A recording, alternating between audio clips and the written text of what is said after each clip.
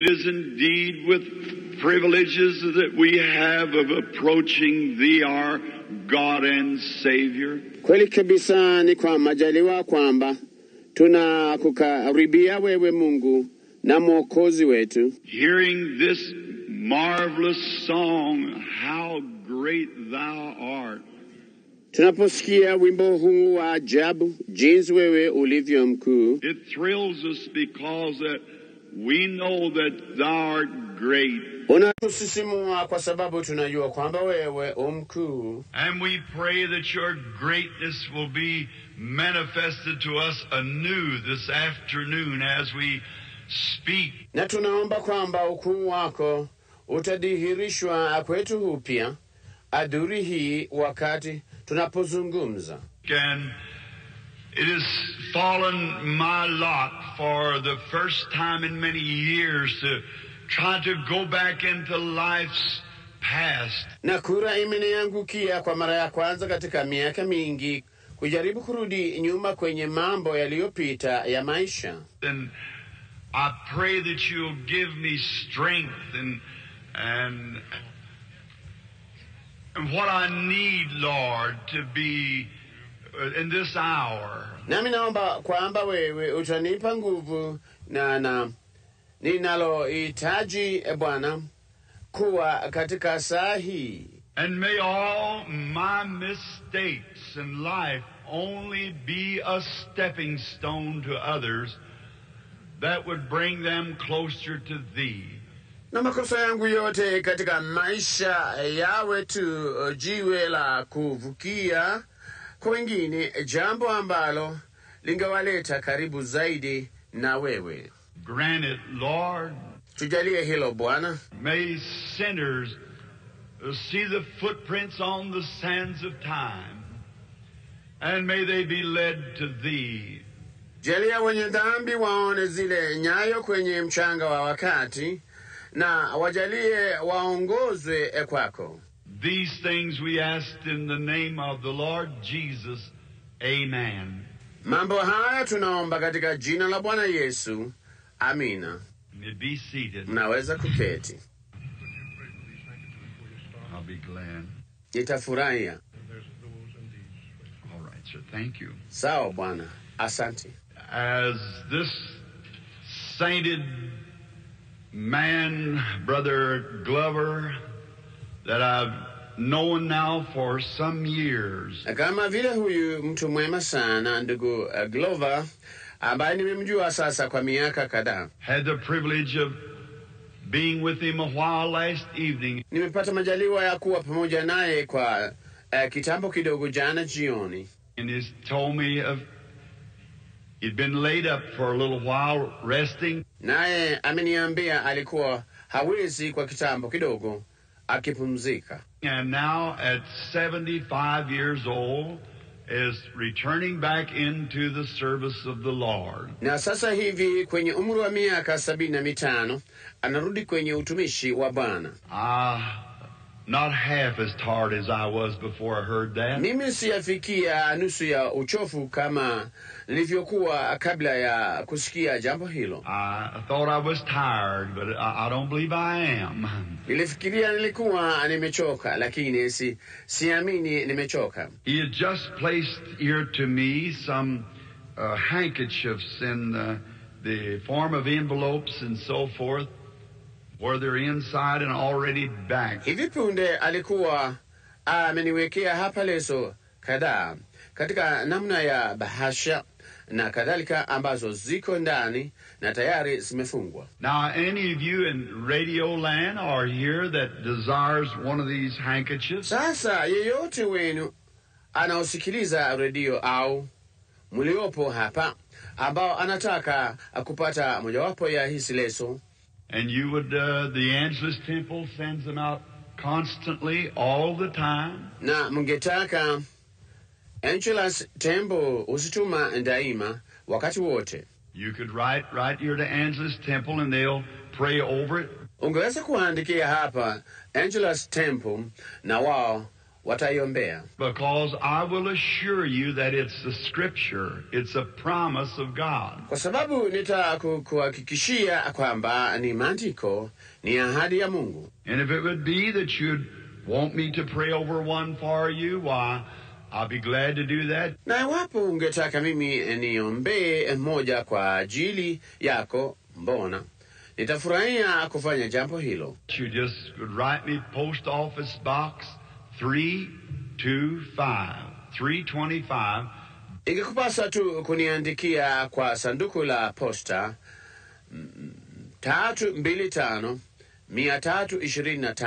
Jeffersonville, spelled Jeffersonville, Jeffersonville, Indiana. Jeffersonville huendelezwa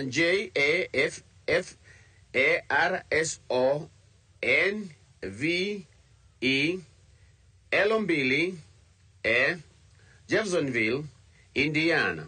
Or if you cannot think of the post office box, just write Jeffersonville. Au iwapo huwezi kukumbuka sanduku la posta, andika tu Jeffersonville. It's a small city, population about 35,000. Mji mdogo, yapata kama wakazi 35,000. Everyone knows me there. Kila mtu ananijua kule. So we would be glad to pray over a handkerchief and send to you. Na kwa hiyo tungefurahia kuombea leso na kukutumia. And now we have had great success in doing this. Na sasa tumekuwa na mafanikio makubwa katika kulitenda jambo hili. Because you'll have a little form letter with it. Kwa sababu utapata barua ndogo ikiambatana nayo. That people around the world pray every morning at 9 o'clock and at 12 o'clock and at 3 o'clock. Kwamba watu ulimwenguni pote huomba kila asubuhi saa 3 na saa 6 na saa 9. And you can imagine around behind the world what time of the night they have to get up to make this prayer. Nawe unaweza kufikiria huko upande wa pili wa ulimwengu inawabidi kuamka saa ngapi usiku kufanya maombi haya.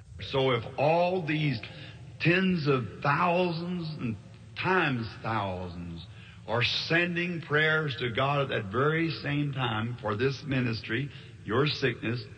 Kwa hiyo iwapo hawa wote 10,000 na mara 1000 wanapeleka maombi kwa Mungu wakati huo huo kwa ajili ya huduma hii, ugonjwa wako, God just can't turn that away. Mungu hawezi kukataa hilo. And so now as I say, we don't have any programs. We're not wanting one penny of money. Kwa hiyo sasa sisi, kama ninavyosema, hatuna mipango yoyote. Hatutaki hata peni moja. We're just, if we can help you, that's what we're here for. Tuko tu iwapo tunaweza kukusaidia. Hili ndilo linalotuleta hapa. And let us, someone is bringing another bunch of handkerchiefs. Basi hebu mtu fulani analeta kifurushi kingine cha leso. Now, if you do not have a handkerchief that you wanted to send, well then you just write anyhow. Sasa iwapo huna leso ambayo ungetaka kutuma, vema basi wewe andika tu kwa vyovyote. If you don't need it right now, keep it in the book of Acts in the Bible, the 19th chapter. Kama uhitaji sasa hivi, iweka katika kitabu cha Matendo, katika Biblia sura ya 19. And it'll be a form of a little white ribbon that will be set in instructions how to confess your sins first. Na itakuwa namna ya utepe mdogo mweupe ambao utatuma kwako na maelezo jinsi ya kungama dhambi zako kwanza. And thank you. How to confess your sins. Na asante. Jinsi ya kuungama dhambi zako. You must never try to get anything from God without first being right with God. See? Usithubutu kamwe kupata kitu chochote toka kwa Mungu bila kwanza kusawazisha mambo na Mungu. Unaona?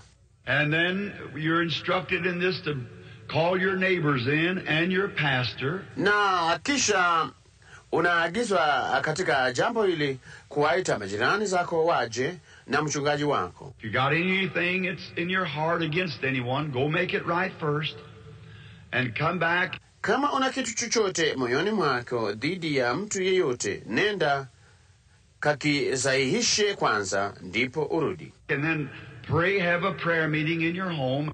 Kisha omba, fanya mkutano wa maombi nyumbani mwako. And pin this handkerchief to your underneath garment, then believe God. Alafu ishikize leso hii kwa pini kwenye nguo yako ya ndani, ndipo umwamini Mungu. And at that very 3 hours each day, there'll be people around the world praying, a chain around the world. Na kwenye vipindi hivyo vya masaa matatu kila siku, kutakuweko na watu kote ulimwenguni wanaomba mfungamano kuzunguka dunia. And now it's yours absolutely free. Just send. Na sasa ni yako bila malipo kabisa, itume tu. And now we will not be writing back to you to dun you or to tell you some program that we have. Na sasa tutakuwa tukikuandikia kukutoza fedha au kukuambia miradi ya maendeleo tulionayo. We want you to support program, but we don't have any for you to support, see. Tunakutaka uunge mkono miradi, lakini hatuna wowote kwako wewe kuunga mkono, unaona? So it's not to get your address, it's just merely accommodation and a ministry of the Lord's that we're trying to carry on.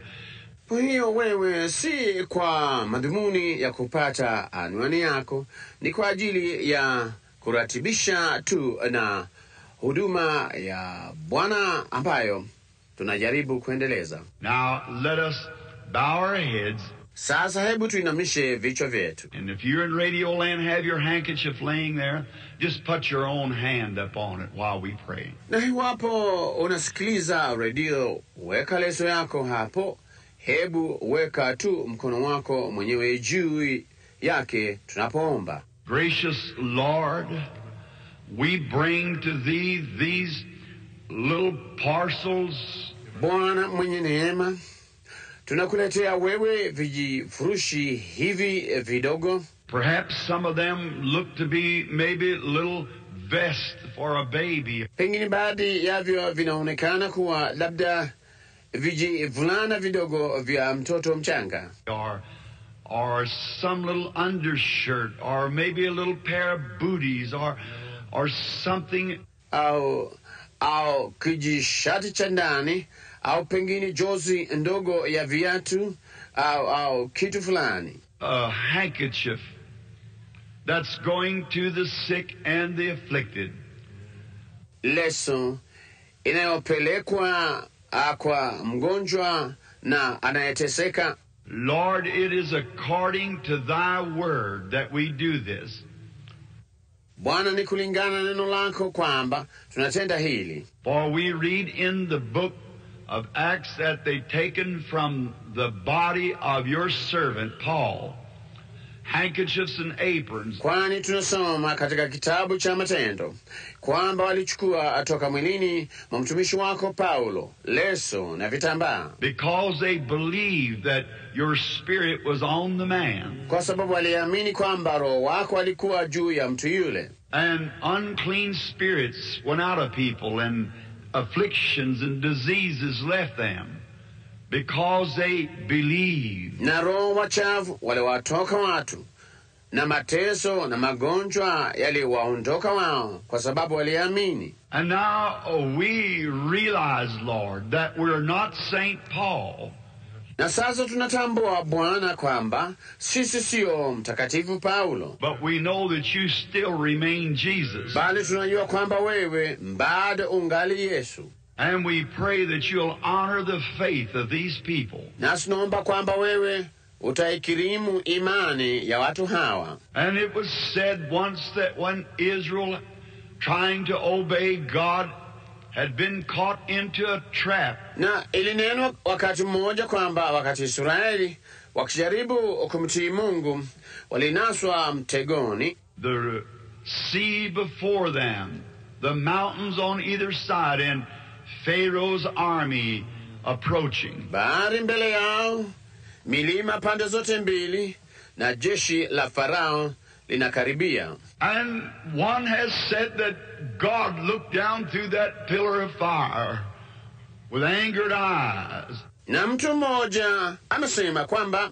Mungu aliangalia chini kupitia nguzo ile ya moto kwa macho yenye hasira. And the sea got scared and rolled back itself and made a path for Israel to cross to the promised land. Na bahari ikaogopa na ikajifingirisha, ikarudi nyuma na kufanyiza njia Israeli wapate kuvuka kwenda nchi ya ahadi. Oh Lord, look down again when these parcels are laid upon the sick bodies in commemoration of thy living word. Bwana, angalia chini tena wakati vifurushi hivi vitakapowekwa juu ya miili ya wagonjwa kwa kumbukumbu la neno lako lililo hai. And may the disease get scared. Ugonjwa na uone hofu. Look through the blood of thy Son Jesus, who died for this atonement. Angalia kupitia damu ya mwanao Yesu ambaye alifia upatanisho huu. And may the enemy be scared and move away, that these people might move into the promise. Adui na ogope na aondoke kusudi watu hao waweze kuingia katika ile ahadi. That above all things, that it is your desire that we prosper in health. Kwamba zaidi ya mambo yote, kwamba ni mapenzi yako kwamba tufanikiwe katika afya. Grant it, Father, for we send it with that attitude in our heart. Tujalie hilo Baba, kwani tunalipeleka kwa hiyo nia moyoni mwetu. And that's our objective. Na hilo ndilo kusudi letu. We send it in Jesus Christ's name. Amen. Tunalituma katika jina la Yesu Kristo. Amina. Thank you, Brother Glover. Thank you, sir. Asante ndugu Glover. Asante Bwana. Now tonight being the closing of this part of the revival. Sasa usiku wa leo ukiwa ni wa kumalizia sehemu hii ya ufufuo. I do not know whether it will be broadcast or not. Sijui iwapo itatangazwa kwa redio au la. But I'd like to say, if not to the radio audience, that this has been one of the finest meetings that I've had for many, many years. Bali ningetaka kusema kama sivyo kwa watu wanaosikiliza redio kwamba huu umekuwa mmoja wa mikutano mizuri sana niliyopata kuwa nayo kwa miaka kadha wa kadha. It's been solid, sound, most loving, cooperative meeting that I have been in for a long time. Umekuwa mkutano wenye nguvu, dhabiti, wenye upendano sana na wenye ushirikiano niliyopata kuhudhuria kwa muda mrefu. Until 4:15, brother. They're listening to you all over Southern California, out into the islands and on the ships. We get messages from them. And so you got a big audience, thousands and tens of thousands. Thank you, sir. That's very good. Glad to hear that. Asante Bwana. Hilo ni nzuri mno. Ninafurahi kusikia hilo. God bless you all. Mungu awabariki nyote. Stop there. And I certainly have always had a warm place in my heart for the Angelus Temple, for its stand for the full gospel of Jesus Christ. Na hakika siku zote nimekuwa na shauku moyoni mwangu kwa Angelus Temple, kwa msimamo wake wa injili kamili ya Yesu Kristo. And now it seems to be more personal to me now. Na sasa linaonekana la kibinafsi zaidi kwangu sasa. It seems like after meeting everyone and seeing their fine spirit, inaonekana kama baada ya kukutana na kila mmoja na kuona roho zao nzuri, I seem like I am just more one of you than I used to be. yaelekea kama kwamba mimi ni mmoja wenu zaidi kuliko nilivyokuwa. God bless you is my prayer. Mungu awabariki ndilo ombi langu. And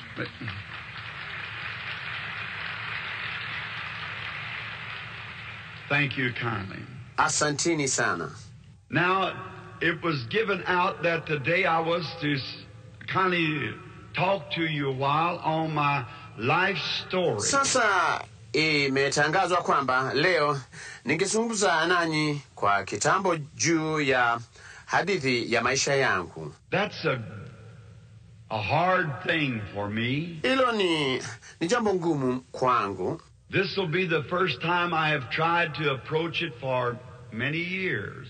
Hii itakuwa ni mara ya kwanza mimi nimejaribu kuiendea kwa miaka mingi. And I would not have time to go in details, but just part of it. Na singekuwa na muda wa kuisimulia kwa undani, lakini tu sehemu yake. And in here I've made many mistakes, done many things that was wrong. Na humu ndani nimefanya makosa mengi, nimefanya mambo mengi yaliyokuwa makosa. And I desire that you in the radio land and you that are present, Na natamani kwamba ninyi mnaosikiliza kwenye redio na ninyi mlio humu, that you will not take my mistakes to be stumbling stones, but stepping stones to bring you closer to the Lord Jesus. kwamba hamtachukulia makosa yangu kuwa ni mawe ya kujikwaa, bali mawe ya kuvukia, ili kuwaleteni karibu zaidi na Bwana Yesu. Then tonight, the prayer cards is to be given out for the healing service tonight. Basi usiku wa leo kadi za maombi zitatolewa kwa ibada ya kuponya usiku wa leo. Now, when we speak of healing service, doesn't mean that we're going to heal someone. We're going to pray for someone. Sasa tunapozungumzia kuhusu ibada ya kuponya, haimaanishi kwamba tutamponya mtu fulani, tutamuombea mtu fulani. God does the healing. Mungu ndiye anayeponya. He's just been very gracious to me to answer prayer. Yeye amekuwa mwema sana kwangu kujibu maombi. And I was talking to the manager of a famous evangelist here some time ago. Nami nilikuwa nikizungumza na meneja wa mwinjilisti maarufu hapa juzi. And it was asked, why didn't this evangelist pray for the sick? Na iliulizwa kwa nini mwinjilisti huyu alikuwa haombei wagonjwa. And the evangelist said back to the manager of my meetings, Ndipo yule mwinjilisti alitoa jibu kwa yule meneja wa mikutano yangu. said, if this evangelist believes in divine healing, Kasema, kama huyu mwinjilisti anaamini katika kuponya kiungu, but if he would start praying for the sick, it would interrupt his service because he's sponsored by churches. lakini kama yeye angeanza kuombea wagonjwa, ingetatiza ibada yake kwa sababu anadhaminiwa na makanisa. Many churches, and many of them, does not believe in divine healing. Makanisa mengi na wengi wao hawaamini kuponya kiungu. So I have an honor and respect for the evangelist because he's keeping his place, his post of duty. Kwa hiyo nina staa na heshima kwa mwinjilisti yule kwa sababu yeye ameshikilia mahali pake, wajibu wake. He could perhaps, I could never take his place, and I doubt whether he could take my place. Yeye angeweza labda, nisingeweza kamwe kupachukua mahali pake, na ninashuku kama angeweza kuchukua mahali pangu. We all have a place in the kingdom of God. Sote tuna sehemu katika ufalme wa Mungu. We're all joined together, different gifts, but the same Spirit. Sote tumeunganishwa pamoja, vipawa tofauti, bali Roho yeye yule. Different manifestations, I meant to say, but the same Spirit. Madirisho mbalimbali nilimaanisha kusema, bali Roho yeye yule. And now, tonight, the services will begin. I think they said the concert begins at 6:30. Na sasa usiku wa leo ibada zitaanza. Nafikiri walisema uimbaji unaanza mnamo saa 12:30. And if you're out in the radio land, come in to listen to this. Na sasa iwapo unasikiliza radio, njoo usikilize. It'll be beautiful. It's always. Ni utakuwa mzuri, ndivyo ilivyo siku zote.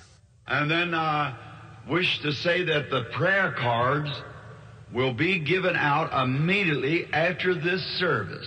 Akisha nataka kusema kwamba kadi za maombi zitatolewa mara baada ya ibada hii. Just as soon as this service is dismissed, if you're here and want a prayer card, mara tu ibada hii inapokwisha, iwapo upo hapa nawe unataka kadi ya maombi, I was instructed in there just a few moments ago. Niliarifiwa ndani hapo muda mfupi tu uliopita. My son, or Mr. Mercer, or Mr. Gold, they'll be giving out prayer cards. Mwanangu au Bwana Mensa au Bwana God watakuwa wakitoa kadi za maombi. Just remain in your seat. Msiondoke kwenye viti vyenu. As soon as the service is dismissed, just remain at your seat. Mara tu ibada inapokwisha, hebu bakini kwenye viti vyenu.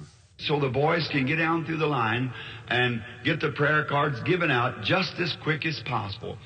Ili wale vijana waweze kupita katika mstari na kutoa kadi za maombi haraka iwezekanavyo.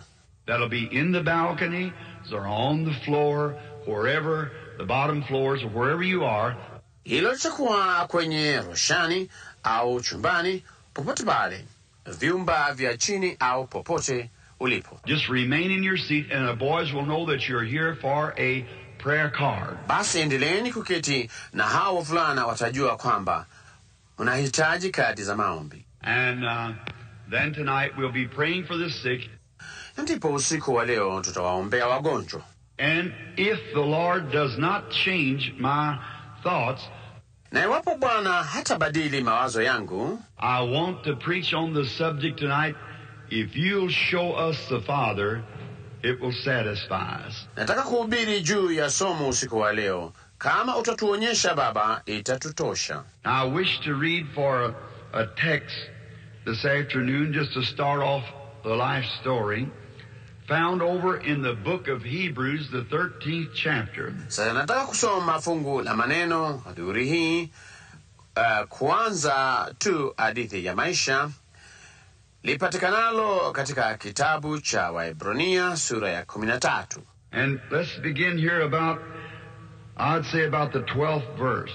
Na tuanzie hapa ningesema kwenye aya ya 12. Wherefore Jesus also, that he might sanctify the people, with his own blood suffered without the gate. Kwa ajili hii Yesu naye, ili awatakase watu kwa damu yake mwenyewe, aliteswa nje ya lango. Let us go therefore to him without the camp, bearing his reproach. Basi na tutoke, tumwendee nje ya kambi, tukichukua shutumu lake.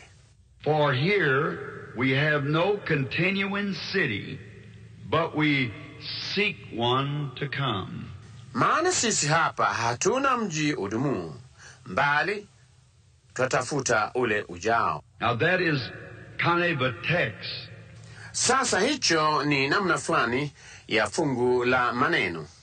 For you see, if it's a life story or anything pertaining to a human being, we don't glorify that. Kwa maana unaona, iwapo ni hadithi ya maisha au jambo lolote linalohusiana na mwanadamu, hatutukuzi jambo hilo. And especially a man's past, if it's been as dark as mine has been.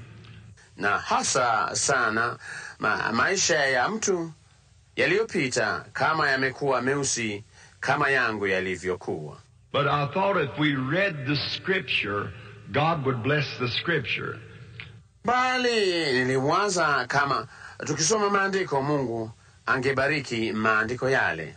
And my thought is that here we have no continuing city, but we seek one to come. Na wazo langu ni kwamba hapa hatuna mji udumuo, mbali tutafuta ule ujao.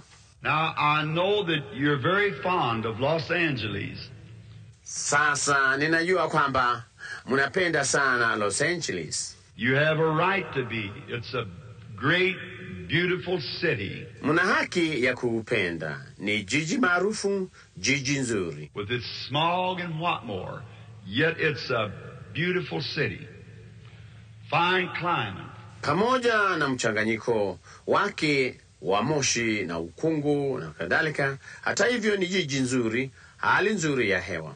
But this city cannot continue. It's got to have an end. Lakini jiji hili haliwezi kudumu, halina budi kuwa na mwisho. I've stood in Rome, where the great emperors and the cities that they thought they would build immortal. Nimesimama huko Rumi ambako wafalme wakuu na ile miji ambayo walidhani wangejenga idumuyo. And dig down 20 feet to even find the ruins of it. Na kuchimba chini futi 20 kupata hata mangofu yake. I stood where the pharaohs had their great kingdoms. Nimesimama ambapo mafarao walikuwa na miuki zao kuu. And you dig down in the ground to find where the great pharaohs ruled. Na ungeshimbua chini katika ardhi kupata ambapo hao mafarao wakuu walitawala. All of us like to think about our city and our place. Sisi sote hupenda kufikiria kuhusu jiji letu na mahali petu. But remember, it cannot stand. Bali kumbuka, haviwezi kudumu. When I was a little boy, I used to go to a great maple tree. Nilipokuwa mvulana mdogo nilizoea kwenda kwenye mti mkubwa wa maple. In my country, we have a lot of hardwood. Nchini mwangu tuna miti mingi migumu. And then we had this maple trees, the sugar maple. Basi tulikuwa na huu mti wa maple sukari. And what we call the hard maple, soft maple. Na tunaita maple ngumu na maple laini. This great gigantic tree, it was the most beautiful tree. Mti huu mkubwa mno ulikuwa mti mzuri zaidi ya yote. When I would come in from the fields of working the hay and the harvests, na wakati ningerudi kutoka makondeni katika kazi ya nyazi za malisho na mavuno, I would love to go to this big tree and sit down under it and look up. Nilipendelea kwenda kwenye mti huu mkubwa na kuketi chini yake na kuangalia juu. And I could see its great, mighty branches sway in the wind. Great, huge trunk. Na ningaliweza kuona matawi yake makubwa na imara yakipepea kwenye upepo, shina kubwa mno. And I said, you know, I believe that this tree will be here for hundreds and hundreds of years. Na nikasema, unajua, ninaamini kwamba mti huu utakuwepo hapa kwa mamia na mamia ya miaka. Not long ago, I took a look at the old tree. It's just a snag. Si muda mrefu uliopita niliuangalia mti ule wa kale. Ni kisiki tu. For here we have no continuing city. Maana hapa hatuna mji udumuo. No, nothing here on the earth that you can look at will continue. La, hatuna kitu hapa duniani ambacho unaweza kutazama kitakacho dumu. It's got to have an end. Akebudi kukiwe na mwisho. Everything that's mortal has to give away to an immortality. Kila kitu ambacho hufa lazima kitoe nafasi kwa kisichopatikana na mauti. So no matter how good we build our highways, how fine we make our structures, it all has to go. Kwa hiyo haidhuru barabara zetu kuu tunazitengeneza vizuri vipi, jinsi gani tunatengeneza majengo yetu, vyote havina budi kuharibika. For here there's nothing can continue. Kwa maana hapa hakuna kitu kinachoweza kudumu. Just the unseen is what continues. Kinachodumu ni kile tu kisichoonekana. I remember the house that we lived in It was an old log house chinked with mud. Nakumbuka nyumba ambayo tuliishi. Ilikuwa nyumba ya kale ya magogo iliyokandikwa kwa matope. Perhaps maybe many never seen a house chinked with mud. Mimi pengine huenda wengi hawajawahi kuona nyumba iliyokandikwa kwa matope. But it was all chinked up with mud, and the great huge logs that was in the old house, I thought that house would stand for hundreds of years.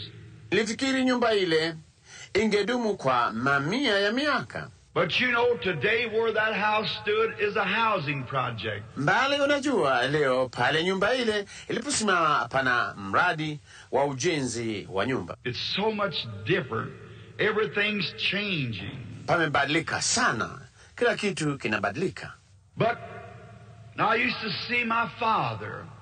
He was rather a short, stocky man, very strong. Bali nami nilizoea kumwona baba yangu. Alikuwa mtu mfupi hivi, mwenye maungo, ana nguvu sana. And he was one of the strongest little men that I knew of. Naye alikuwa mmoja wa watu wadogo wenye nguvu sana niliopata kujua. I met Mr. Coots, a fellow that he used to work with in the logs. He was a logger. Ilikutana na Bwana Coots, mtu ambaye alikuwa akifanya kazi naye katika magogo. Alikuwa mkata magogo. And about a year ago, basi yapata mwaka mmoja uliopita, and Mr. Coots is a very good friend of mine, a deacon in the First Baptist Church. Na Bwana Coots ni rafiki yangu msiri na ni shemasi katika kanisa la First Baptist. And he said, Billy, you ought to be a real powerful man. Naye akasema, Billy, unabudi kuwa mtu mwenye nguvu sana. And I said, no, I'm not, Mr. Coots. Na nikasema, la, sina, Bwana Coots. He said, if you took after your daddy, you would be. Akasema, kama ulichukua maungo ya baba yako, ungekuwa hivyo. He said, I seen that man weighing 140 pounds load a log on the wagon by himself. It weighed 900 pounds.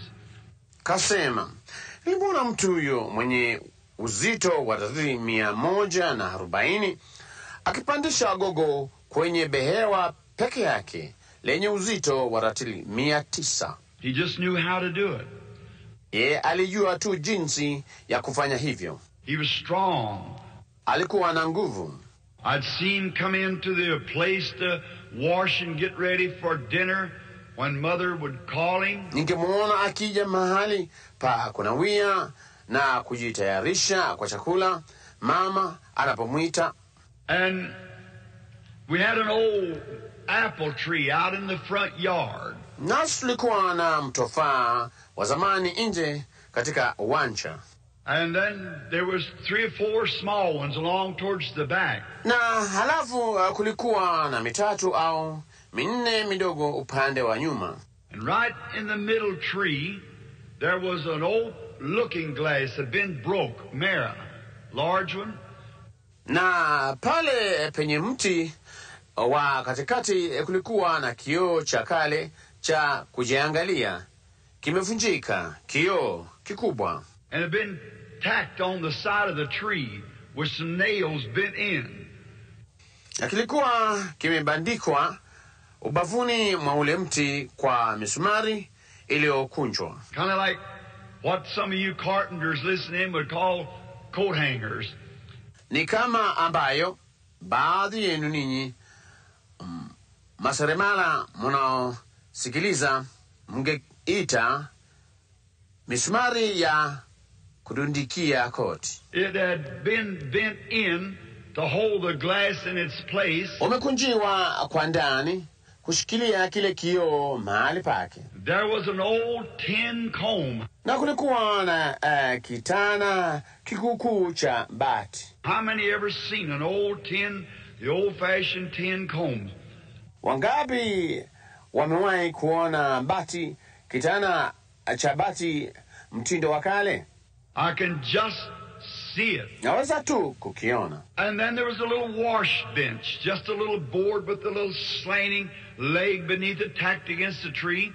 Na alafu kulikuwa na benchi ndogo la kunawia, ubao mdogo tu uliokuwa na mguu chini yake uliokaa upande umepigiliwa kwenye ule mti. A little old half sulfur pump there that we pumped the water out and we washed at this old tree. Bomba ndogo kuku la nusu sulfa pale ambalo tulivutia maji nasi tuliogea kwenye mti huu wa zamani. And Mama used to take meal sacks and make towels. Na mama alizoea kuchukua magunia ya unga na kutengeneza taulo. Anybody ever use a meal sack towel? Kuna mtu aliyewahi kutumia taulo ya gunia la unga? Well, I'm sure I'm feeling home now. Naam, ninajisikia niko nyumbani sasa. And those big old rough towels. Na hizo taulo kubwa za kale zinazoparusa. And when she'd give us little kiddies a bath, she'd feel like she was rubbing the hide off every time she rubbed. Na wakati alipotuogesha sisi watoto wadogo, ilisikika kama alikuwa anasugua ngozi itoke kila wakati aliposugua. And I remember that old meal sack. Na ninakumbuka gunia hilo la zamani la unga. And she'd pull some of the strings out and make little tassels to kind of decorate it up. Naye angechomoa baadhi ya nyuzi zake na kutengeneza vifundo vidogo ili kulipamba kwa namna fulani. How many ever slept on a straw tick? Wangapi wamewahi kulala kwenye gondoro la nyasi kavu? Well, I will say. Nitasema. How many ever know what a shuck pillow was? Wangapi wamewahi kujua mto wa makapi ulikuwa nini? Well, Brother Glover, I'm at home now, sure enough. Vema, ndugu Glover, niko nyumbani sasa, bila shaka. Straw tick, well, hasn't been too long since I just come off of one. Godoro la nyasi kavu, vema, haujapita muda mrefu sana tangu niache kulalia moja. It was it's good sleeping, cool. Na ilikuwa ni nzuri la kulalia, baridi kidogo. Then the winter time they take the old feather bed and lay on it, you know. Katika majira ya kipupwe huchukua kitanda cha zamani cha manyoya wakakilalia, unajua. And then had to put a piece of canvas over the top of us to cause the snow blowed in the cracks in the house, you know. Alafu inabidi kutufunika kwa kipande cha tarubai kwa sababu theluji iliingilia katika zile nyufa kwenye nyumba, unajua. Where the old clapboard shingles would turn up, you know, and the snow would sweep through it. Ambapo mbao kukuza kuezekea nyumba singepishana, unajua, na theluji ingepenya mle. And I can remember that very well. Na naweza kulikumbuka hilo vizuri sana. And then Pop used to have a shaving brush. Na alafu baba alipata kuwa na burashi ya kunyolea. Now this is going to get you. Mimi sasa hili litawachekesha. It was made out of corn shucks. A shaving brush with corn shucks. Ilitengenezwa kwa maganda ya mahindi. Brushi ya kunyolea ya maganda ya mahindi. She'd take Mother's old lye soap that she had made. Angechukua sabuni ya kale ya mama ya magadi ambayo alitengeneza. Fix it up and put it on his face with this corn shuck brush and shave it with a big old straight razor. Akatayarisha na akajipaka usoni kwa brushi hii ya maganda ya mahindi na kuzinyoa kwa wembe mkubwa wa kale ulionyoka. On Sunday, you take the pieces of paper, stick around his collar. Na Jumapili angechukua vipande vya karatasi akavibandika kuzunguka ukosi wake. They wore celluloid collars and put it around the collar like this to keep the lather from getting on his shirt collar. Walivaa ukosi wa karatasi ngumu na kuzungushia kwenye ukosi namna hii kuhifadhi povu lisiguze ukosi wa shati lake. Did you ever see that done? Mwahi kuona hilo likifanywa? My.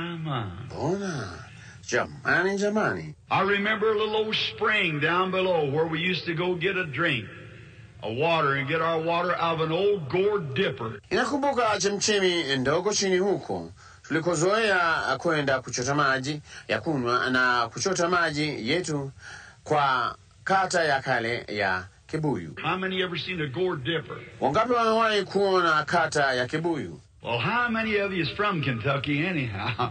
Naam. Wangapi wenu wanatoka Kentucky basi? Well, just look here at the Kentuckians. Ndio, vema, hebu waangalieni wa Kentucky walio hapa. Well, I'm right at... Vema jamani, niko katikati. I thought it was all Okies and Arkies out here. But look like Kentucky's moving in. Ilifikiria wote walio hapa ni Okies na Ankies. Mbali inaonekana kama Kentucky inaingia. Well, they did strike oil in Kentucky a few months ago, you know, so maybe some of them's coming this way. Naam, walivumbua mafuta huko Kentucky miezi michache iliyopita, mwajua, kwa hiyo pengine hao ni baadhi yao wanaokuja huku. And then I remember when Dad used to come in and take his wash for dinner. Na alafu ninakumbuka wakati baba alipokuwa anakuja na kunawa kwa ajili ya chakula. He'd roll up his sleeves, them little short stubby arms. Angekunja mikono ya shati lake na hiyo mikono mifupi na minene. And when he'd pull up his arms to wash, throw the water up on his face. Kunja mikono yake apate kunawa, akajitupia maji usoni mwake. The muscle just wadded in his little arms. Iyo misuli ilijaa tu kwenye mikono yake midogo. And I said, you know, my daddy will live to be 150 years old. Nami nikasema, unajua, baba yangu ataishi miaka 150. He was so strong. Alikuwa na nguvu sana. But he died at 52. Lakini alikufa akiwa na umri wa miaka 52. Here we have no continuing city. Hapa hatuna mji udumuo. That's right. We cannot continue. Hiyo ni kweli. Hatuwezi kuendelea. Now let's take a little trip, all of us. Sasa hebu na tusafiri kidogo sisi sote. There's every one of you here that has a life story, just as I do. Kila mmoja wenu hapa ana hadithi ya maisha yake kama nilio nayo mimi. And it's good to stroll down memory's lane once in a while, don't you think so? Na ni vizuri kutembea katika barabara ya kumbukumbu mara kwa mara. Just go back, and let's all go back for a while, back to similar experiences as a little children. Kurudi tu na hebu sote turudi kwa muda nyuma kwenye maisha sawa na hayo kama watoto wadogo. Now the first part of the life story. Na sasa sehemu ya kwanza ya hadithi ya maisha. I'll just give it a little touch because it's in the book and many of you have the book. Itaigusia kidogo tu maana iko katika kile kitabu na wengi wenu muna kitabu hicho. I was born in a little mountain cabin way up in the mountains of Kentucky. Nilizaliwa katika kibanda kidogo mlimani juu huko kwenye milima ya Kentucky. They had one room that we lived in, no rug on the floor, not even wood on the floor. Walikuwa na chumba kimoja ambamo tuliishi, hapakuwa na zulia sakafuni, hakuna hata mbao sakafuni. It was just simply a bare floor. Ilikuwa tu udongo mtupu. And a stump, top of a stump cut off with 3 legs on it, that was our table. Na gogo, sehemu ya juu ya gogo iliyokatwa yenye miguu mitatu, hiyo ndio iliyokuwa meza yetu. And all those little Branhams would pile around there. Na hawa watoto wote wa Branham wangekusanyika kuizunguka. And out on the front of the little old cabin and wallered out. Na huko nje mbele ya kile kibanda kidogo cha kale na kugaga kabisa. Looked like where a bunch of possums had been wallering out there in the dust, all the little brothers. Ilionekana kama kwamba kundi la komba wamekuwa wakigaga kule nje kwenye fumbi mwa jua, wale ndugu wadogo wote. There was 9 of us and one little girl. Sote tulikuwa 9 na msichana mmoja mdogo. And she really had a rough time amongst that bunch of boys.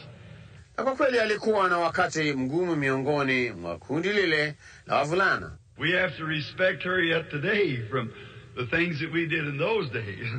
Inatubidi tumheshimu leo kutokana na mambo ambayo tulifanya katika siku zile. She couldn't go with us anywhere. We'd run her back. She was a girl. Hakuweza kuvutana nasi mahali popote, tungelimfukuza arudi. Alikuwa msichana. So she couldn't take it, Kwa hiyo asingeweza kuyastahimili hayo, unajua. So we had, and all remember that back behind the table, we had just 2 chairs, and they were made out of limb bark. Kwa hiyo tulikuwa na wote, kumbuka kwamba huko nyuma ya meza tulikuwa na viti viwili tu na vilitengenezwa kutokana na ngome la tawi. Just old hickory saplings put together and the bottom of them laced with hickory bark. Ni vitawi vidogo vya mti mgumu vikiunganishwa pamoja na sehemu ya chini imesukwa pamoja kwa gome la mti huo. Did anybody ever see a hickory bark chair? Yeah. Yupo aliyewahi kuona kiti cha gome la mti mgumu? Ndio. And I can hear Mama yet. Na bado naweza kumsikia mama. Oh, later on when we got into a place where she could have a wooden floor.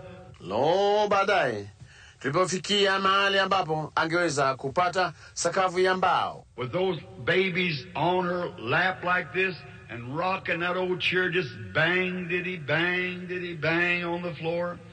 Akiwa na wale watoto wachanga pajani mwake namna hii na akibembea kile kiti cha kale huku kinalia bankti kishindo sakafuni. I remember to keep the little ones from going out the door when she would be washing or something. Na ninakumbuka ili kuwazuia watoto wasitoke nje ya mlango wakati yeye anafua au kitu fulani.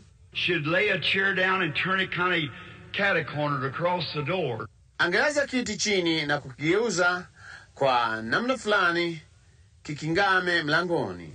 To keep the little ones from getting out when she had to go to spring to get water and so forth. Ili kuwazuia watoto wasitoke nje wakati ilipombidi kwenda kwenye chemchemi kuchota maji na kadhalika. And Mother was 15 years old when I was born. Dad was 18. Basi mama alikuwa na umri wa miaka 15 nilipozaliwa, naye baba alikuwa na 18. And I was the first of the 9 children. Na nilikuwa wa kwanza kati ya watoto 9. And they told me that the morning I was born, na waliniambia kwamba asubuhi hiyo niliyozaliwa, we was very poor, just the poorest of poor. Tulikuwa fukara sana, maskini wa maskini. And we did not even have a window in this little cabin. Na hatukuwa hata na dirisha kwenye kibanda hiki kidogo. It had like a little wooden door that you open. Kilikuwa na kitu kama mlango mdogo wa mbao ambao unafungua. I doubt whether you ever seen anything like that. Sijui kama mmewahi kuona kitu kama hicho. A little wooden door that opens instead of a window. You keep it open in the daytime, you closed it at night. Mlango mdogo ambao ulifunguka badala ya dirisha, unawacha wazi mchana na kuufunga usiku. We couldn't turn on the electric lights or even burn kerosene in those days. Hatukuweza kuwasha taa za umeme au hata za mafuta ya taa siku hizo. We had what you call a grease lamp. Tulikuwa na inayoitwa taa ya shahamu. I don't know whether you ever know what a grease lamp was. Sasa sijui kama uliwahi kujua taa ya shahamu ilikuwa nini? Well, what do you? Vema, ninyi mna. And did you ever burn a pine knot? Na uliwahi kununua kuwasha fundo la msonobari? Just take a pine knot and light it and lay it up on a lid. It'll burn. Unachukua tu fundo la msonobari na kuliwasha na kuliweka juu ya kifuniko, litawaka. And that's smoked up a little bit, but they had no French or anyhow to smoke up. Na hiyo ni ilifuka moshi kidogo, lakini hawakuwa na fanicha hata hivyo ya kutia masizi. So it just, the cabin got the smoking. Kwa hiyo kibanda kilipata masizi. It drawed good because there's plenty of roof up there for it to draw through. So it ulitoka vizuri sababu kulikuwa na paa la kutosha juu kule kwa huo kutokea. Kwa hiyo and I was born on April the 6th, 1909. Basi nilizaliwa Aprili tarehe 6 mwaka 1909. Of course, you know that makes me a little over 25 now. Bila shaka mnajua hilo linifanya niwe na umri uliozidi kidogo miaka 25 sasa. And so the morning that I was born, Mother said that they opened up the window. Kwa hiyo asubuhi niliyozaliwa, mama alisema kwamba walifungua lile dirisha. Now we had no doctors, there was a midwife. Sasa hatukuwa na madaktari, kulikuwa na mkunga. And that midwife was my grandmother. Na huyo mkunga alikuwa ni nyanyangu.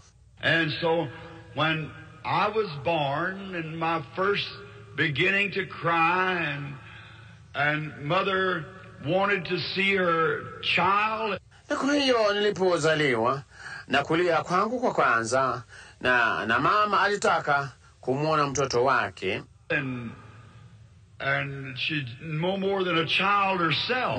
Na yeye alikuwa mwenyewe ni mtoto tu. And when they opened up the little window just at the break of day, about 5 o'clock. Na walipofungua hilo dirisha ndogo wakati wa mapambazuko yapata saa 11.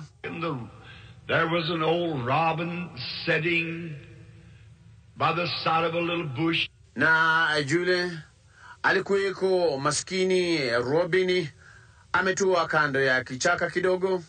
As you all seen the picture of it in my book of my life story. Kama ninyi nyote mlivyo kwisha kuona picha yake katika kitabu changu cha hadithi ya maisha yangu. An old robin was sitting there just singing for all that was in him. Maskini robin alikuwa ametua pale akiimba kwa bidii sana. I've always loved robins. Nimewapenda robini siku zote. Now you boys out in Radio Land, don't shoot at my birds. Sasa ninyi wafulana mnaosikiliza redio huko nje, msiwaue hao ndege wangu. See, they're my birds. Naona wao ni ndege wangu. Did you ever hear the legend of the robin, how he got his red breast? Mwae kusikia hadithi ya robini jinsi alivyopata kifua chake chekundu? I'll stop here a moment. Nitasimama hapa kwa muda. How he got his red breast? There was the King of Kings was dying one day on the cross. Jinsi alivyopata kifua chake chekundu, kulikuwa na mfalme wa wafalme anakufa siku moja msalabani. And he was suffering and no one would come to him. Yeye alikuwa anateseka na hakuna mtu aliyekuja kwake. He had no one to help him. Hakuwa na mtu wa kumsaidia yeye. And there was a little brown bird wanted to take them nails out of the cross. Na palitokea ndege mdogo mwenye rangi ya kahawia aliyetaka kuingoa hiyo misumari msalabani. And he kept flying into the cross and jerking on those nails. Basi akaendelea kuruka pale msalabani na kufuta misumari ile. He was too little to pull them out. Alikuwa mdogo mno, asingeweza kuingoa. And he got his little breast all red with blood. Basi kifua chake kidogo kikalowa damu. Ever since then his breast has been red. Na tangu wakati huo kifua chake kimekuwa chekundu. Don't shoot him, boys. Let him alone. Msimuue enyi wavulana, mwacheni. He was sitting at the side of the window, chirping as the robins sing. Alikuwa ameketi kando ya dirisha akiimba kama waimbavyo robin. And Dad pushed back the window. Basi baba alifungua dirisha. And when they pushed the little window door back, na walifungua lile dirisha la mlango mdogo, that light that you see in the picture come whirling in the window, says my mother, and hung over the bed. Nuru ile ambayo mnaiona kwenye picha ikaja inazunguka dirishani, asema mamangu, na ikaninginia juu ya kitanda. Grandmother didn't know what to say. Nyanya hakujua la kusema. Now was not a religious family. Sasa hatukuwa familia yenye dini. My people are Catholic. Watu wangu ni Wakatoliki. I'm Irish on both sides. Mimi ni Mwairishi pande zote mbili. My father is strictly Irish, Branham. Baba yangu ni Mwairishi halisi. My mother is Harvey, only her father married a Cherokee Indian. Mama yangu ni Muharvey, ni kwamba tu baba yake alimuoa Muhindi wa Cherokee. So that broke a little line of the blood of the Irish. Kwa hiyo hilo lilivunja huo ukoo mdogo au damu ya Kiirishi. And father and mother did not go to church. Na baba na mama hawakwenda kanisani. And they married out of the church. Nao walioana nje ya kanisa. And they had no religion at all. Na hawakuwa na dini hata kidogo. When back there in the mountains there was not even a Catholic church. Na nyuma huku kwenye milima hakukuwa hata na kanisa la Kikatoliki. So they come over in the early settlers, 2 Branhams come over. Kwa hiyo walikuja wakati wa masetla wa kwanza. Wa Branham wawili wakaja. And from that sprung the whole generation of Branhams as the genealogy of the family. Na kutoka kwa hao kukatokea kizazi kizima cha Branham, ndio ukoo wa familia. And then when they opened this window and this light stood in there, they did not know what to do. Ndipo akafungua. Walipofungua dirisha hili na nuru hii ikaninginia mle ndani, hawakujua la kufanya. Dad had bought him, Mama said, a new pair of overalls for this event. Baba alishajinunulia, mama alisema, overall mpya kwa ajili ya tukio hili. He's standing with his arms in the bib of the old overalls. Alikuwa amesimama na huku ametia mikono yake kwenye sehemu ya mbele ya hiyo overall kuku. Like the woodsmen and loggers used in those days. Kama vile wakata miti na wakata magogo walivyozoea katika siku zile. And it frightened them. Na iliwaogopesha. Well, after I'd got up maybe 10 days old or something. Naam, baada ya kufikia labda umri wa siku 10 au kitu kama hicho. They taken me up to a little Baptist church called Possum Kingdom. Walinipeleka kwenye kanisa ndogo la Kibatisti linaloitwa Possum Kingdom. Possum Kingdom Baptist Church. Kanisa la Kibatisti la Possum Kingdom. That's quite a name. Hilo ni jina kweli kweli. There's an old circuit preacher, the old-fashioned Baptist preacher, came through there about once every 2 months. Kulikuwa na mhubiri wa kuzunguka huku na huko, mhubiri wa Kibatisti wa mtindo wa kale, alizuru mahali hapo mara moja kila miezi miwili. On the people would have a little service together. They'd go sing some songs. Watu wangefanya ibada ndogo pamoja, wangeenda waimbe nyimbo. But they had preaching ever so often on the circuit rider. Bali walikuwa na mhubiri mara kwa mara toka kwa mhubiri yule wa mzunguko. They paid him each year with a sack of pumpkins and a few things like that, you know, that the people had raised to give him. Walimlipa kila mwaka kwa gunia la maboga na vitu vichache kama hivyo, unajua, ambavyo watu walilima wapate kumpa yeye. And the old preacher came by, and there he offered prayer for me as a little boy. Na huyo mhubiri mzee akaja na hapo alinifanyia maombi kama mvulana mdogo. That was my first trip to church. Hiyo ilikuwa safari yangu ya kwanza kanisani. At the year of about something a little over 2 years old, the first vision taking place. Kwenye mwaka wa kitu kama umri unaozidi kidogo miaka miwili, ono la kwanza lilitokea. Well, they had told around in the mountains there that this light came in. Naam, walikuwa wamelitangaza sehemu zote za milimani kule kwamba nuru hii iliingia. So they tried to figure it up. Kwa hiyo walijaribu kuliwazia. Some of them said it must have been the sunlight reflecting on a mirror in the house. Baadhi yao walisema lazima ilikuwa nuru ya jua ikirudisha nuru toka kwenye kioo humo nyumbani.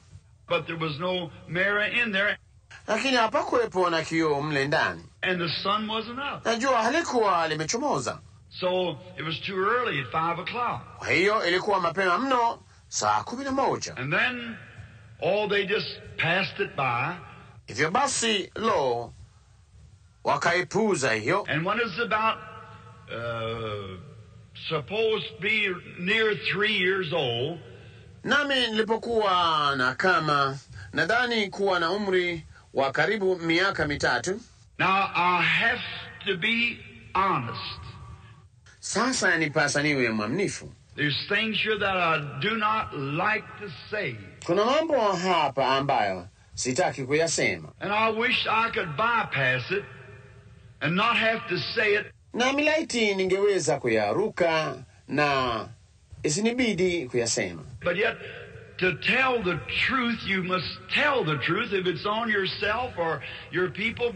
Bali hata hivyo, kusema kweli, yakubidi useme ukweli kama ni juu yako mwenyewe au watu wako. Be honest about it, and then it's always the same.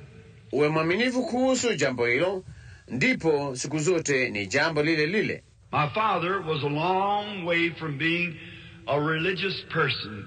Baba yangu alikuwa mbali na kuwa mtu wa dini. He was a typical mountain boy that drank constantly all the time.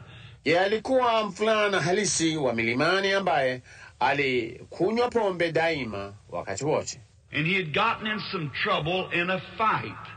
Na yeye aliingia katika matatizo ya kupigana. And there had been 2 or 3 men almost killed as they fighting, shooting, and cutting one another with knives at some kind of a party up in the mountains. Na kulikuwa na watu wawili hao watatu karibu wawawe wakati wao walipopigana, wakitupiana risasi na kukatana visu kwenye namna fulani ya tafrija huko milimani. And Dad had been one of the ringleaders of this fight. Na baba alikuwa mmoja wa viongozi wa kundi la mapigano haya.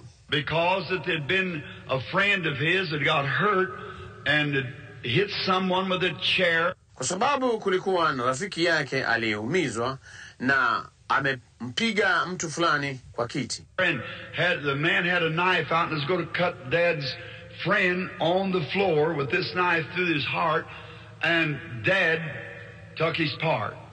Huyo mtu alichomoa kisu na alikuwa anataka kumchoma rafiki ya baba kwa kisu sakafuni, kumchoma moyoni. Basi baba akashiriki. And it really must have been a terrible fight. Na kwa kweli vilikuwa vita vikali sana. Because they, from all the way down to Burkesville, many miles away, they sent a sheriff up after Dad, horseback. kwa sababu wao kutoka mbali chini huko hadi Brooksville, umbali wa maili nyingi, walimtuma liwali kumfuatilia baba juu ya farasi. So the man was laying at the point of death. Kwa hiyo mtu huyo alikuwa amelala akiwa nusura kufa. Might be some of his people listening in. Yawezekana baadhi ya watu wake wanasikiliza. I'm going to call his name. Will Yarberry was his name. Nitaja jina lake. Jina lake aliitwa Will Yarbrough. Probably, I think some of them is in California, of his boys. Wao labda nadhani wao wako California, baadhi ya wanawe. But he was a bully. Great, powerful man. Killed his own boy with a fence rail. Lakini alikuwa mjeuri, mtu mnene mwenye nguvu, alimuua mwanawe kwa ufito wa ua. So he was a very powerful and wicked man. Kwa hiyo yeye alikuwa mtu mwenye nguvu sana na mwovu. And so there was a great knife fight between he and Dad. Na kwa hiyo palikuwa na vita vikali vya visu kati yake na baba. And my father almost killed the man. Na baba yangu karibu amuue yule mtu. So he had to run and leave Kentucky and come across the river to Indiana. Kwa hiyo ilimbidi akimbie aondoke Kentucky afuke mto hadi Indiana. And he had a brother that lived at the time in Louisville, Kentucky.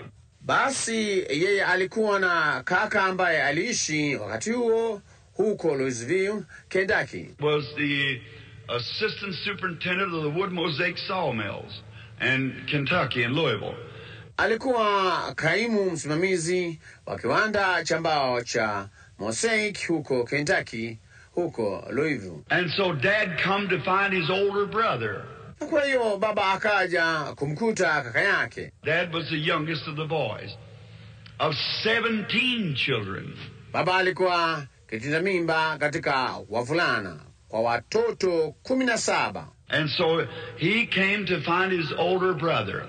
Na kwa hiyo alikuja kumtafuta kaka yake. And while he was gone for almost a year, na wakati ambapo alikuwa ameondoka kwa karibu mwaka mmoja, he could not come back because the law was looking for him. Hangeweza kurudi kwa sababu sheria ilikuwa inamtafuta. And then when we had heard from him by letter signed by another name, na ndipo tulipopata habari kutoka kwake kwa barua iliyotiwa sahihi kwa jina jingine, but that he had told Mother how it would be that she'd hear from him. Lakini kwamba yeye alikuwa amemwambia mama jinsi angewasiliana naye. And then I remember one day the spring, this little cabin was just behind the house.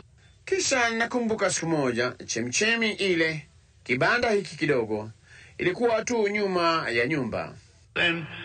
And during that time, after there's 11 months difference between me and my next brother. Na kwa wakati huo baada ya kuna 9 tofauti ya miezi 11 kati yangu na ndugu yangu anayenifuata. And he was still crawling. Na yeye bado alikuwa anatambaa.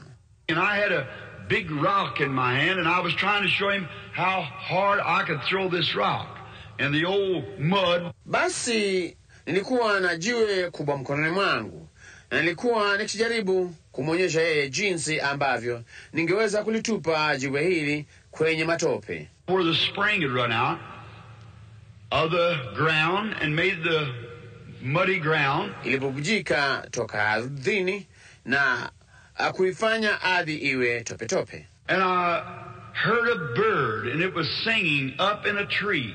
Ndipo nikasikia ndege na alikuwa akiimba juu ya mti. And I looked up to that tree, and the bird flew away. Basi niliangalia juu kwenye mti ule, na yule ndege akaruka. And when it did, a voice spoke to me. Na wakati alipoondoka, sauti ilinena nami. I know you think I could not think and remember that. Sasa najua mnafikiri nisingeweza kufikiri na kukumbuka jambo hilo. But the Lord God who judged the earth and the heavens and all there is knows that I'm telling the truth. Bali Bwana Mungu ambaye ndiye hakimu wa mbingu na nchi na yote yaliyomo, anajua ninasema kweli. That bird, when it flew away, a voice came from where the bird was in the tree like a wind caught in the bush.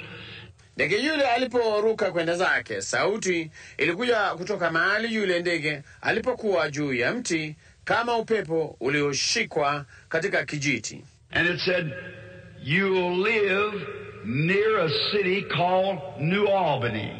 Na hiyo ikasema, utaishi karibu na mji unaoitwa New Albany. And I've lived from the time I was 3 years old until this time within 3 miles of New Albany, Indiana. Na nimeishi tangu nilipokuwa na umri wa miaka 3 hadi wakati huu umbali wa maili 3 toka New Albany, Indiana. I went in and told my mother about it. Iliingia ndani nikamwambia mama kuhusu jambo hilo. Well, she thought I was just dreaming or something. Naam, alifikiria nilikuwa tu ninaota au kitu fulani. Later we moved to Indiana and Father went to work for a man, Mr. Wathen, a rich man. Na baadaye tulihamia Indiana na baba akaenda kufanya kazi kwa mtu mmoja, Bwana Wathen, mtu tajiri. He owns the Wathen Distilleries. Ni mwenye kiwanda cha Wathen cha kutengeneza mvinyo. And he owned a great shares. Basi alikuwa na hisa nyingi sana. He's a multi-millionaire in the Louisville Colonels and baseball and so forth. Yeye ni milionea kweli kweli katika Louisville Colonels na gofu na kadhalika. And then we lived near there. Na basi tuliishi karibu na mahali pale. And Dad being a poor man, yet he could not do without his drinking. Na babangu akiwa mskini, hata hivyo hangeweza kuacha ulevi wake. So he went to making whiskey in a still. Kwa hiyo akaanza kutengeneza chang'aa kwa chombo cha kutengenezea chang'aa. And then it worked a hardship on me because I was the oldest of the children. Ndipo tukio hili likanilemea sana kwa sababu nilikuwa ndiye mkubwa wa watoto wote. I had to come and pack water to this still to keep those coils cool while they were making the whiskey.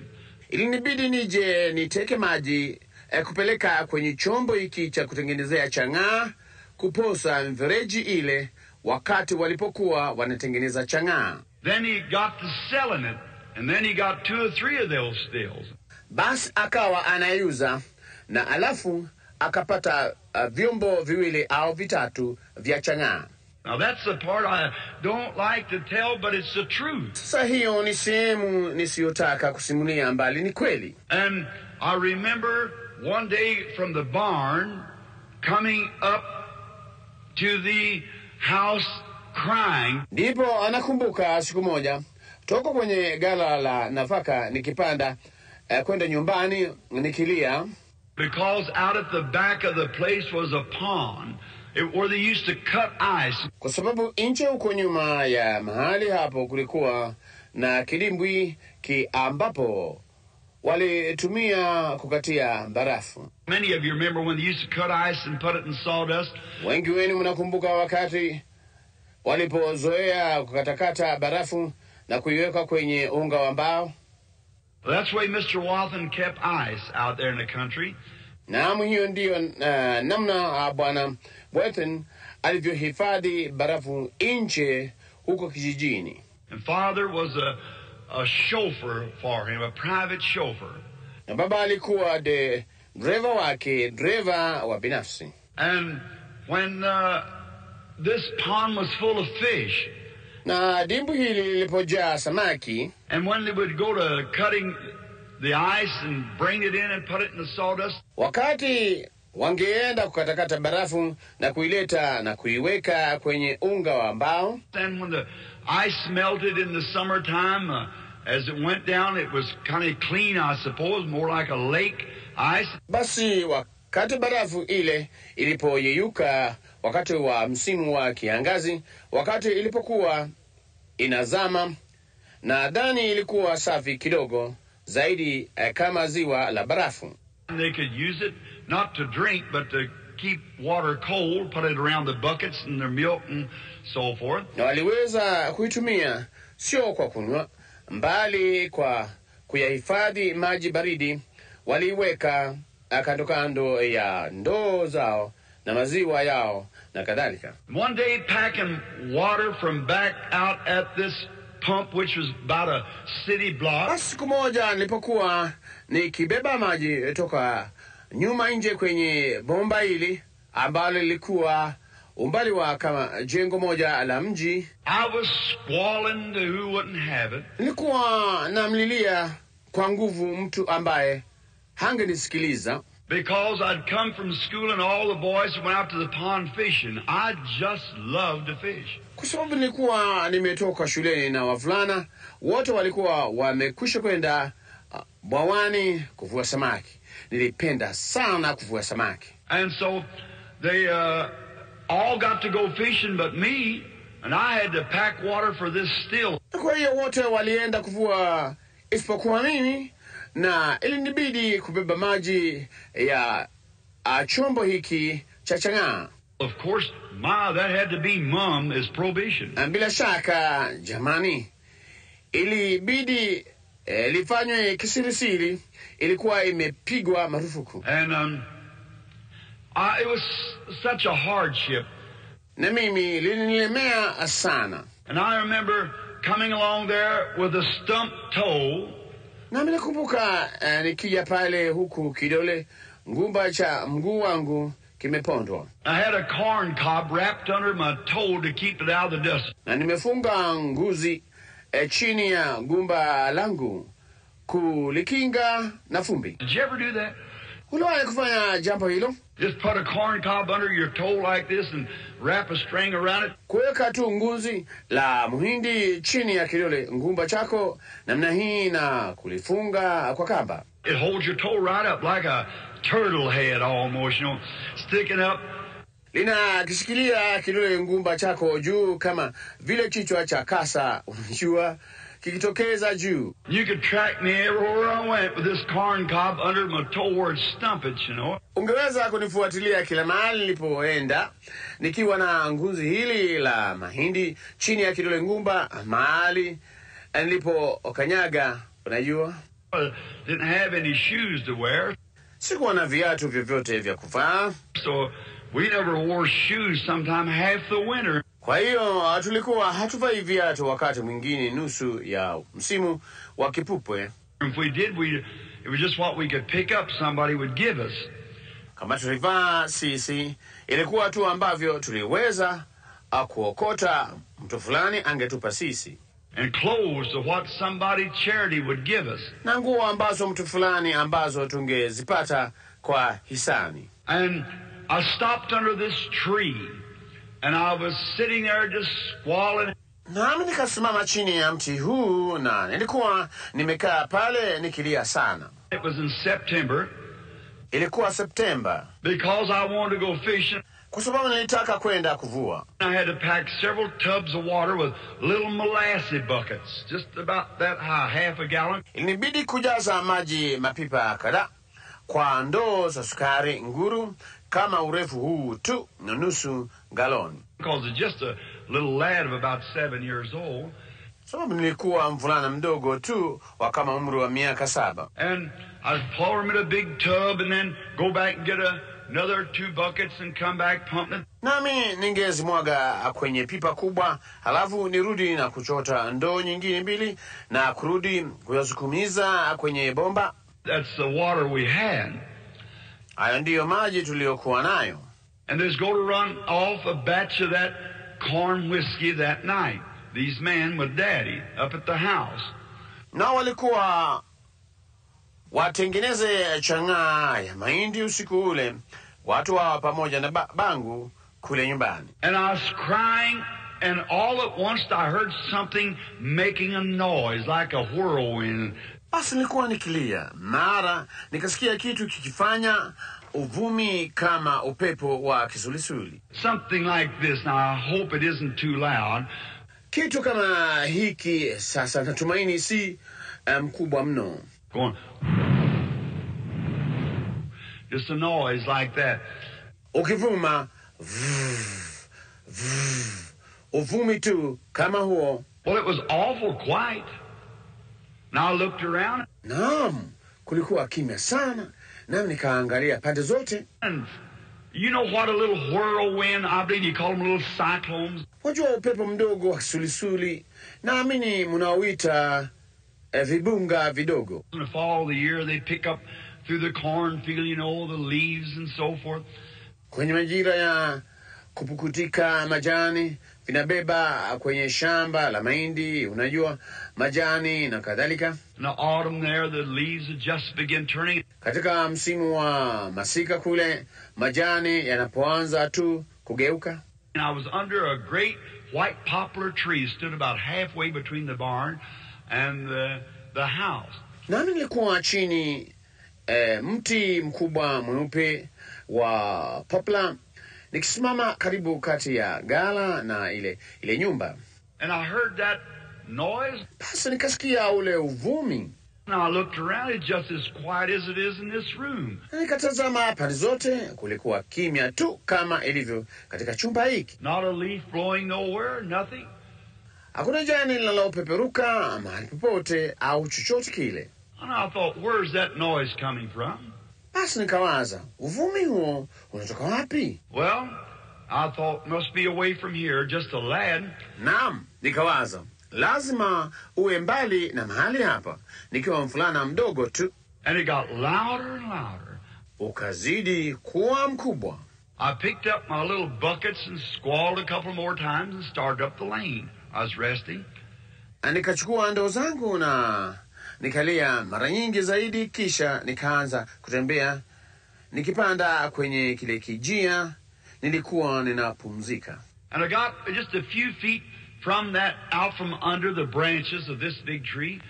Ndipo nikatembea futi chache tu toka pale, kutoka chini ya matawi ya mti huu mkubwa. And oh my, it made a whirl sounding. Na lo, jamani, ulitoa sauti ya upepo wa kisulisuli. And I turned to look, and about halfway up that tree was another whirlwind. Nami nikageuka kuangalia, na yapata urefu wa nusu ya mti ule, kulikuwepo na upepo mwingine wa kisulisuli. Caught in that tree, just going around and around, moving those leaves. Umenaswa kwenye ule mti, ukizunguzunguka, ukitikiza majani yale. Well, I thought nothing strange about that, because it just, in that time of year. Sikuwazia chochote kigeni kuhusu hilo, kwa sababu katika wakati ule wa mwaka. The autumn, why, those whirlwinds come. Na masika, mbona hizo pepo za kisulisuli huja. Little, we call them whirlwinds. Ndogo tunaziita pepo za kisulisuli. And they pick up dust. Na hizo huzoa mafumbi. You see them on the desert like that, same thing. Umeziona kwenye jangwa namna hiyo, jambo lile lile. So I watched, but it didn't leave off. Kwa hiyo niliangalia, lakini haukuondoka. Usually it's just a puff for a moment, and then it goes. Kwa kawaida huwa ni mgurumo kwa muda mfupi sana, kisha. But it had already been in there 2 minutes or more. Lakini ulikwisha kuwepo hapo dakika 2 au zaidi. Well, I started up the lane again. Naam, nikaanza kutembea nikipanda kwenye kile kijia tena. And I turned to look at this again. Ndipo niligeuka kutazama hili tena. And when it did, a human voice, just as audible as mine is. Na huo ulipofanya hivyo, sauti ya binadamu inayosikika tu wazi kama yangu inavyosikika. Said, don't you never drink, smoke, or defile your body in any way.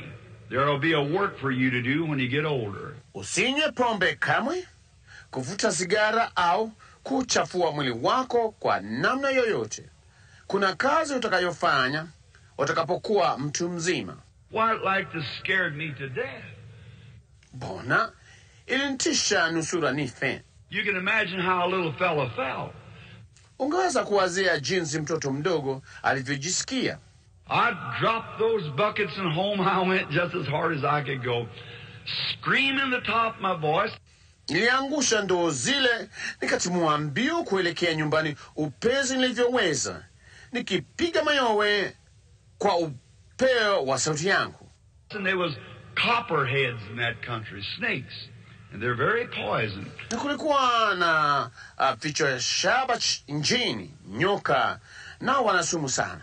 Mother thought, coming alongside the garden, I'd perhaps got my foot on a copperhead, and she ran to meet me. Mama alifikiria ati nimemkanyaga huyo kichwa shaba nilipokuwa nikija kando ya bustani, ndipo akakimbia akija kunichukua. I jumped up in her arms, screaming, hugging her, kissing her.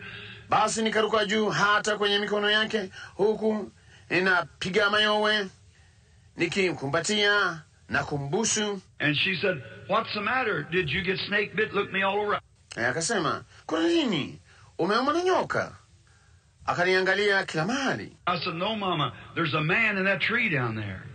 Nikasema, "Hapana mama, kuna mtu kwenye mti ule kule chini." And she said, "Oh, Billy, come on." Naye akasema, "Lo, Billy, wacha." And she said, "Did you stop and go to sleep?" Kisha akasema, "Ulisimama ukasinzia?" I said, "No, ma'am.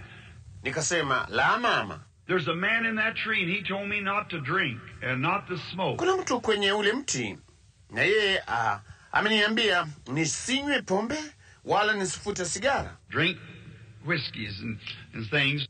Kunywa mvinyo na kadhalika.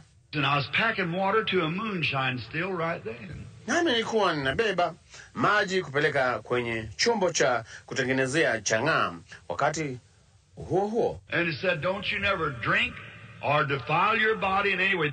Naye akasema, usinywe pombe kamwe au kujichafua mwili kwa namna yoyote.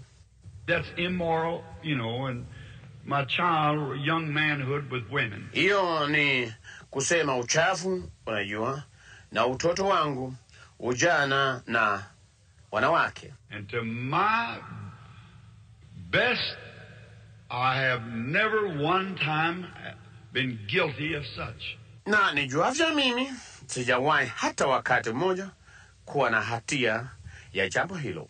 The Lord help me of those things, and as you go along, you'll find out. Bwana alinisaidia kwa mambo hayo, na nikiendelea mbele mtafahamu. So then, don't drink or don't smoke or do not defile your body, for there will be a work for you to do when you get older. Kwa hiyo basi, usinywe pombe wala usifute sigara au usichafue mwili wako, kwani kuna kazi utakayofanya utakapokuwa mkubwa zaidi. Well, I told that to Mama, and she just laughed at me. Na nilimwambia hilo mamangu, naye alicheka tu. And I was just hysterically.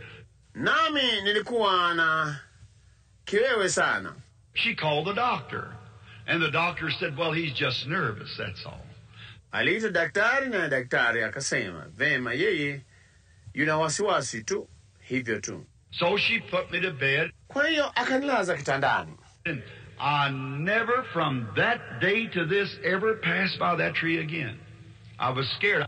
Na kamwe tangu siku ile hata sasa sijapita karibu na mti ule tena. Niliogopa sana. I go down the other side of the garden because I thought there was a man up in that tree, and he was talking to me. Ningeshuka kupitia upande wa pili wa ile bustani kwa sababu niliwaza kulikuwa na mtu juu kwenye ule mti, na yeye alikuwa anazungumza nami. Great deep voice that spoke. Sauti nzito mno ambayo ilinena. And then sometime about a month after that, I was playing marbles out with my little brothers out in the front yard. Na halafu wakati fulani yapata mwezi mmoja baadaye, nilikuwa nikicheza ngololi kule nje na ndugu zangu wadogo mbele ya nyumba. And all at once I had a strange feeling come on me. Mara nikahisi hali ya ajabu ikinijia. And I stopped and sat down the side of the tree. Basi nikatulia na kuketi chini kando ya mti. We were right up on the bank from the Ohio River. Nasi tulikuwa huko juu ya ukingo toka kwenye mto Ohio. And I looked down towards Jeffersonville, and I seen a bridge rise up and go across the river, span the river. Nikaangalia chini kuelekea Jeffersonville, na nikaona daraja likiinuka na kukingama huo mto huo kuvuka mto huo. And I seen 16 men, I count them, had dropped off of there and lost their lives on that bridge. Kisha nikaona watu 16, niliwahesabu, ambao walianguka kutoka huko na kupoteza maisha yao kwenye daraja lile. I run in real quick and told my mother, and she thought I went to sleep. Nikimbia ndani haraka sana na kumwambia mama, naye akadhani nililala usingizi.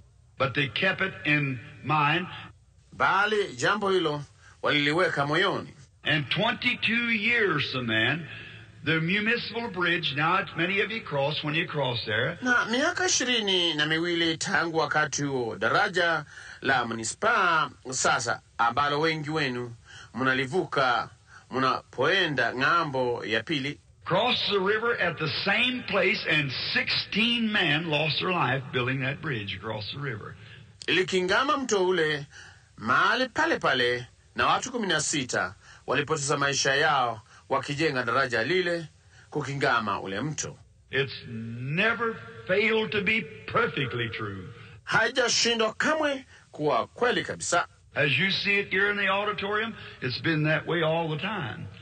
Kama unavyoiona hiyo hapa kwenye jumba la mikutano, ndivyo imekuwa siku zote. Now, they thought I was just a nervous, which I am a nervous person. That's true.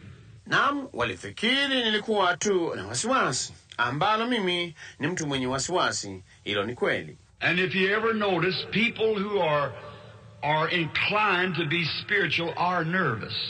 Na iwapo umewahi kuchunguza, watu ambao ni wanaelekea kuwa wa kiroho wana wasiwasi. Look at poets and prophets. Waangalie washairi na manabii.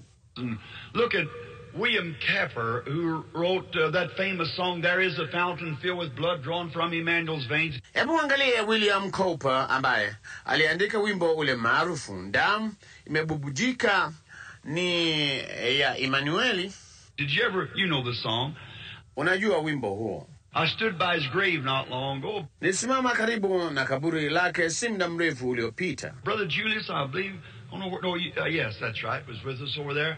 And his grave... Ndugu Julius, ninaamini, sijui la, ndiyo, hilo ni kweli, ulikuwa pamoja nasi kule kwenye kaburi lake. And there, after he had wrote that song, the inspiration left him, he tried to find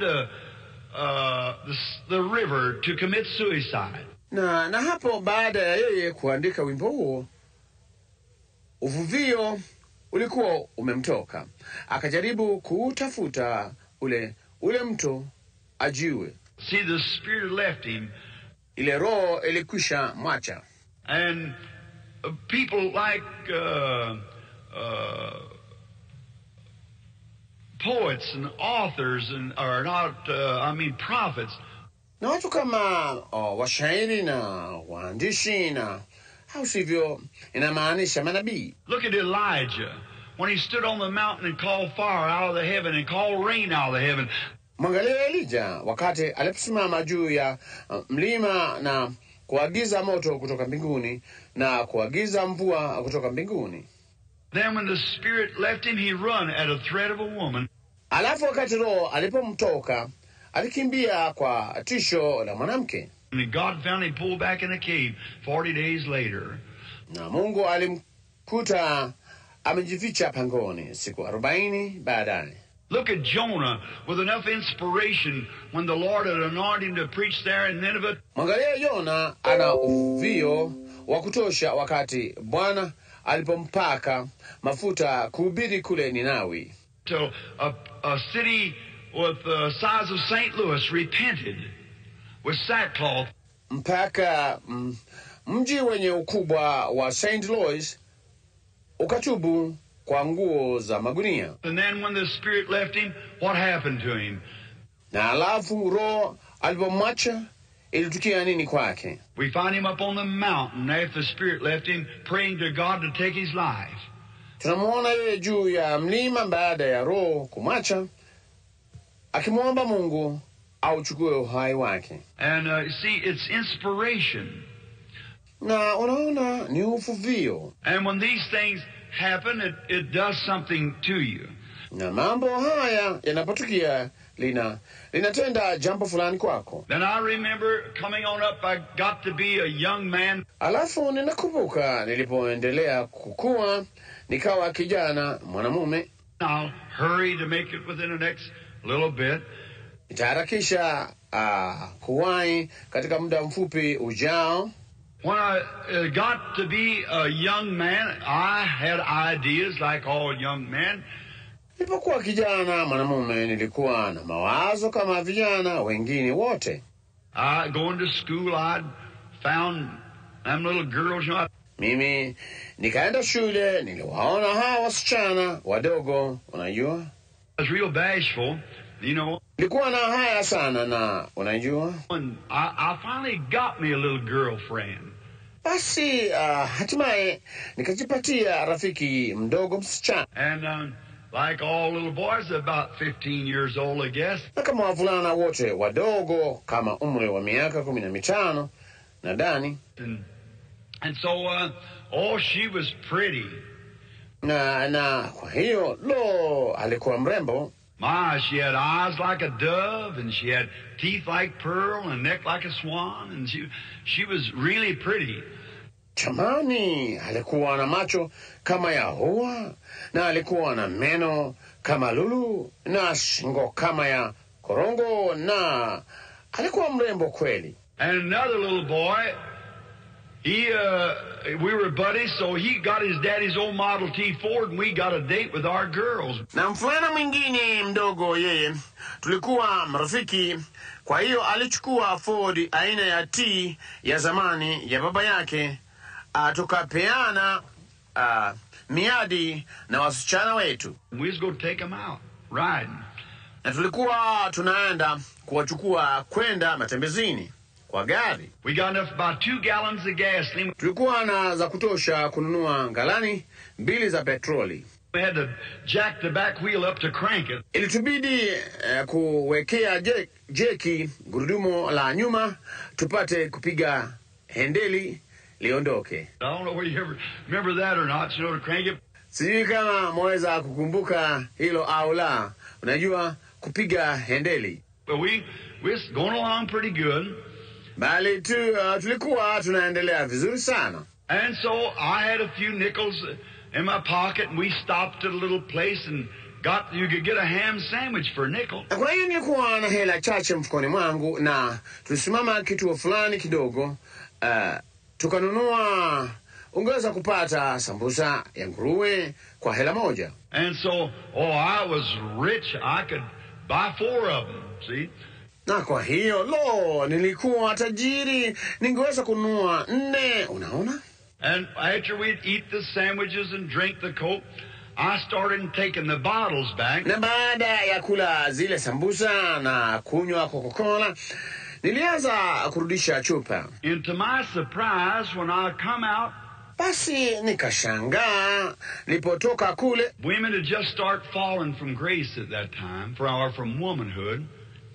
Wanawake walikuwa wameanza tu kupungukiwa na neema wakati ule, au kuacha utu uke. My little dove was smoking a cigarette. Maskini huwa wangu alikuwa anafuta sigara. Well, I've always had my opinion of a woman that would smoke a cigarette, and I haven't changed it one bit from that time on. That's right. Naam. Siku zote nilikuwa na wazo langu kuhusu mwanamke ambaye angefuta sigara, na sijabadilisha kipengele kimoja tangu wakati ule. Hilo ni kweli. It's the lowest thing she can do. That's exactly right. Ni kitu duni sana awezacho kutenda, na hilo ni kweli kabisa. And now the cigarette company could get after me for this, but I'm telling you, that's just a stunt of the devil. Nami nilidhani mimi sasa kampuni ya sigara ingeweza kunichukulia hatua kwa jambo hili, mbali ninawaambia huo ni mkongo wa ibilisi. It's the biggest killer and sabotage this nation's got. Ndio muuaji mkubwa sana na muhalifu taifa hili liliye naye. I'd rather my boy be a drunkard than to be a cigarette smoker. Afadhali mwanangu awe mlevi kuliko awe mvuta sigara. That's the truth. Huo ni ukweli. I'd rather see my wife laying on the floor drunk than to see her with a cigarette. Afadhali nimuone mke wangu amelala sakafuni amelewa kuliko kumuona na sigara. That's how. Now, this Spirit of God that's with me, if that is the Spirit of God, as you might question. Hivyo ndivyo. Sasa huyo Roho wa Mungu ambaye yuko pamoja nami, kama huyo ni Roho wa Mungu, kwa kuwa huenda mkalitilia shaka. You smoking cigarettes has got a slim chance when you get there. Ninyi mnaofuta sigara mna nafasi ndogo mtakapofika kule. Because that just every time you notice on the platform how he condemns it, it's a horrible thing. Sababu hiyo tu, kila wakati mnaona kwenye jukwaa jinsi anavyoilaani, ni kitu cha kuchukiza sana. Keep away from it. Achaneni na kitu hicho. Ladies, if you have been guilty of that, please in the name of Christ, get away from it. Mabibi, iwapo mmekuwa na hatia katika kitu hicho, tafadhali katika jina la Kristo kiacheni. It breaks you, it'll kill you. Kinawaangamiza, kitawaua. It's a cancer by the carloads. Ni kanza chungu nzima. The doctors try to warn you. Madaktari wanajaribu kukutahadharisha. And then how they can sell you that stuff. Na alafu jinsi wanavyoweza kukuuzia takataka hiyo. If you go down to the drugstore and say, I want to buy 50 cents worth of cancer. Kama ungeenda kwenye duka la dawa na kusema, nataka kununua kanza ya senti 50. Well, they come lock them up. Bona wangekuja na kuwafunga. But when you buy 50 cents worth of cigarettes, you're buying the same thing. Bali unaponunua sigara za senti 50, unanunua kitu kile kile. Doctors say so. Madaktari wanasema hivyo. Oh, this money mad nation. Lo, taifa hili lenye kichaa cha fedha. It's too bad. It's a killer. It's been proved. Ni jambo mbaya mno. Ni muuaji. Limethibitishwa. Well, when I seen that pretty little girl just acting smart, this cigarette in her hand. Naam, nilipomwona msichana yule mrembo akijifanya mjanja, sigara hii mkononi mwake, that like to kill me, because I really thought I loved her. Ilo nusura liniue, maana kwa kweli nilifikiria nilimpenda. And I thought, well, I'm called a woman hater, you know that. Nami nilifikiri, vema, sasa mimi huitwa mchukia wanawake, mnajua hilo. Because I'm always kind of against women, but not against you sisters. Kwa sababu siku zote kwa namna fulani ninapinga wanawake, mbali mimi si dhidi yenu ninyi akina dada. I'm just against the way modern women act. That's right. Nachukia jinsi wanawake wa kisasa wanavyotenda. Hilo ni kweli. Well, good women should be packed along. Wanawake wazuri wanapaswa kusifiwa. But I can remember when my father's still up there running, I'd have to be out there with water and stuff. Lakini naweza kukumbuka wakati chombo cha baba cha kutengeneza chang'aa juu kule kilipokuwa kinafanya kazi, ilinibidi kuweko nje huko na maji na kadhalika. See young ladies that wasn't over 17, 18 years old up there with man my age now, drunk. Kuona bibi wadogo ambao hakuwa na zaidi ya umri wa miaka 17, 18 juu kule, na wanaume wa umri wangu wa sasa wamelewa. And they'd have to sober them up and give them black coffee to get home to cook their husband's supper. Na iliwabidi kuwalevusha kwa kuwapa kahawa nyeusi wapate kurudi nyumbani kuwapikia chakula cha jioni waume zao. Oh, something like that. I said, this was my remark then. Lo, kitu kama hicho nisema mimi nilitoa tamshi hili wakati huo. They're not worth a good clean bullet to kill them with it. That's right. Hawastahili risasi safi na nzuri ya kuwaua. Hilo ni kweli. And I hated women. That's right. Nami ninawachukia wanawake. Hiyo ni kweli. And I just have to watch every move now to keep from still thinking the same thing. Nami yanibidi nichunguze kila hatua sasa, kujiepusha na kuwaza jambo lile lile. So, but now a good woman is a jewel in a man's crown. She should be honored. Kwa hiyo mbali sasa, mwanamke mzuri ni lulu katika taji ya mwanamume, anapaswa aheshimiwe. My mother's a woman. My wife is. And they're lovely. Yeye, mama yangu ni mwanamke, mke wangu vile vile, nao ni wazuri sana. Now I've got thousands of Christian sisters who I highly respect. Nami nao maelfu ya dada wa Kristo ambao ninawaheshimu sana. But if they can respect what God made them, a motherhood and a real queen, that's all right. Bali kama wanaweza kuheshimu kile Mungu alichowafanya, umama na malkia wa kweli, ilo ni sawa. She's one of the best things that God could give a man was a wife.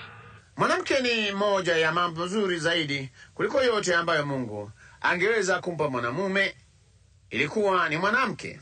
Besides salvation, a wife is the best thing if she is a good wife.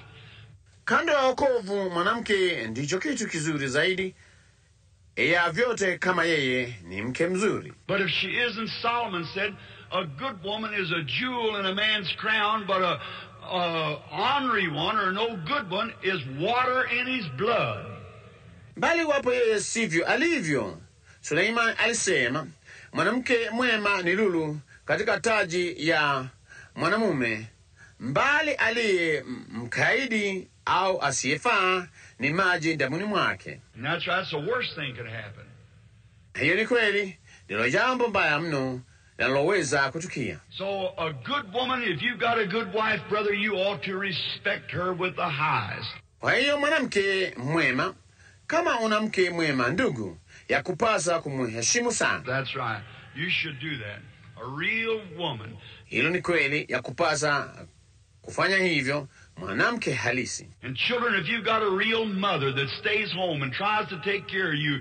Pia enyi watoto, kama mna mama halisi ambaye ukaa nyumbani akijitahidi kuwatunza, keeping your clothes clean, sends you to school, teaching you about Jesus, kuwasafishia nguo zenu, anawapeleka shuleni, akiwafundisha habari za Yesu, you should honor that sweet old mother with all that's in you. Yawapasa kumheshimu mama mzuri huyo mwenye upendo kwa yote yaliyo ndani yenu. You should respect that woman. Yes, sir, because she's a real mother. Yakupasa kumheshimu mwanamke huyo, ndiyo bwana, kwa sababu yeye ni mama halisi. They talk about the illiteracy of Kentucky mountains. Wanazungumzia kuhusu kutokujua kusoma na kuandika kwa wenyeji wa milima ya Kentucky. You see it in this your dog patch stuff. Mnaliona katika jambo hili ovu hapa. Some of them old mammies out there could come here to Hollywood and teach you modern mothers how to raise your kids. Baadhi ya mama wazee nje kule wangeweza kuja hapa Hollywood na kuwafundisha ninyi mama wa kisasa jinsi ya kuwalea watoto wenu. You let her kid come in one night with her hair all messed up and lips, what do you call it? Makeup stuff they put on their face. Mtoto wake aingie usiku moja na nywele zake zimechafuliwa na midomo atoroke. Mnahitaji hiyo? Her dress all squeezed to one side and been out all night drunk. Imebanwa upande moja na amelala nje usiku kucha amelewa. Brother, she'd get one of the limbs off the top of that hickory tree and she'd never go out no more. Ndugu, atakata fimbo toka juu ya mti wa hickory, naye hata toka kwenda matembezini tena. Nawaambia kweli ange. If you had a little more of that, you'd have a better Hollywood around here and a better nation. That's right. It's true. Na kama ungekuwa na zaidi ya hao, ungekuwa na Hollywood nzuri zaidi hapa na taifa nzuri zaidi. Hilo ni sawa, ni kweli. Just try to be modern. That's one of the tricks of the devil. Jaribu tu kuwa wa kisasa. Hiyo ni moja ya hila za ibilisi. Now, This little girl, when I looked at her, my heart just bled. Sasa msichana huyu mdogo nilipomtazama, moyo wangu ukamwonea huruma sana. I thought, poor little feller. Na nikawaza, maskini mtoto huyu. And she said, oh, you want a cigarette, Billy? Na akasema, unataka sigara Billy? I said, no, ma'am. I said, I don't smoke. Nikasema, la mama. Nikasema, sivuti. She said, now you said you didn't dance. Akasema, sasa wewe ulisema uchezi dansi? They wanted to go to a dance and I wouldn't do it. Walitaka kwenda kwenye dansi na nisingalitenda jambo hilo. So I said, there's a dance down there what's called Sycamore Gardens. Kwa hiyo walisema kulikuwa na dansi chini kule ambako wanakuita bustani za mikuyu. And I said, no, I don't dance. Na mimi nikasema, la, sichezi dansi. She said, now you don't dance, you don't smoke, you don't drink. How do you have any fun? Akasema, sasa uchezi dansi, uvuti, hunywi, unajifurahisha vipi? I said, well, I like to fish. I like to hunt. Nikasema, vema, ninapenda kuvua samaki na kuwinda. That didn't interest her. Hilo halikumpendeza. So she said, take this cigarette. Kwa hiyo akasema, chukua sigara hii. And I said, no, ma'am, thank you. I don't smoke. Na mimi nikasema, la mama, asante, sifuti. And I was standing on the fender. They had a running board on the old Fords, you remember. Na mimi nilikuwa nimesimama kwenye madigadi ya gari. Walikuwa na ubao mrefu kwenye Ford za zamani, mnakumbuka. I was standing on that fender, sitting in the back seat, she and I. Na mimi nilikuwa nimesimama kwenye ubao ule, tukiketi kwenye kiti cha nyuma, mimi na yeye. And she said, you mean you won't smoke a cigarette? Naye akasema, wataka kusema hutafuta sigara? Said, and we girls has got more nerve than you have. Na sisi wasichana tuna ujasiri kuliko wewe. I said, no, ma'am, don't believe I want to do it. Ndipo nikasema, la mama, siamini ninataka kufanya hivyo. She said, well, you big sissy. Akasema, la, jike mkubwa we. Oh, my. I wanted to be Big Bad Bill, so I sure didn't want nothing sissy. Lo, jamani, nitaka kuwa Bili mkubwa mbaya. Kwa hiyo, mimi hakika sikutaka chochote cha kike. See, I wanted to be a prize fighter. That was my idea of life. Nitaka kuwa mwana ndondi mashuhuri, ilo lilikuwa kusudi la maisha yangu. So I said, sissy. Kwa hiyo nikasema, jike. I couldn't stand that. So I said, give it to me. Singeweza kuvumilia jambo hilo. Kwa hiyo nikasema, nipe hiyo. I handed out, so I'll show her where I'm sissy or not.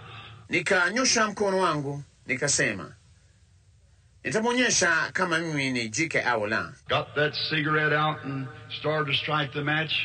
Nikachomoa sigara ile na nikaanza kuwasha kiberiti. Now I know I'm not responsible for what you think.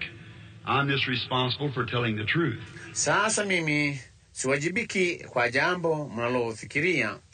Wajibu wangu tu ni kuambia kweli. When I started to strike that cigarette, just as much determined to smoke it as I am to pick up this Bible. See? Nilipoanza kuwasha sigara ile, nikiwa tu nimeamua kuivuta kama ninavyoamua kuitoa Biblia hii, unaona? I heard something going.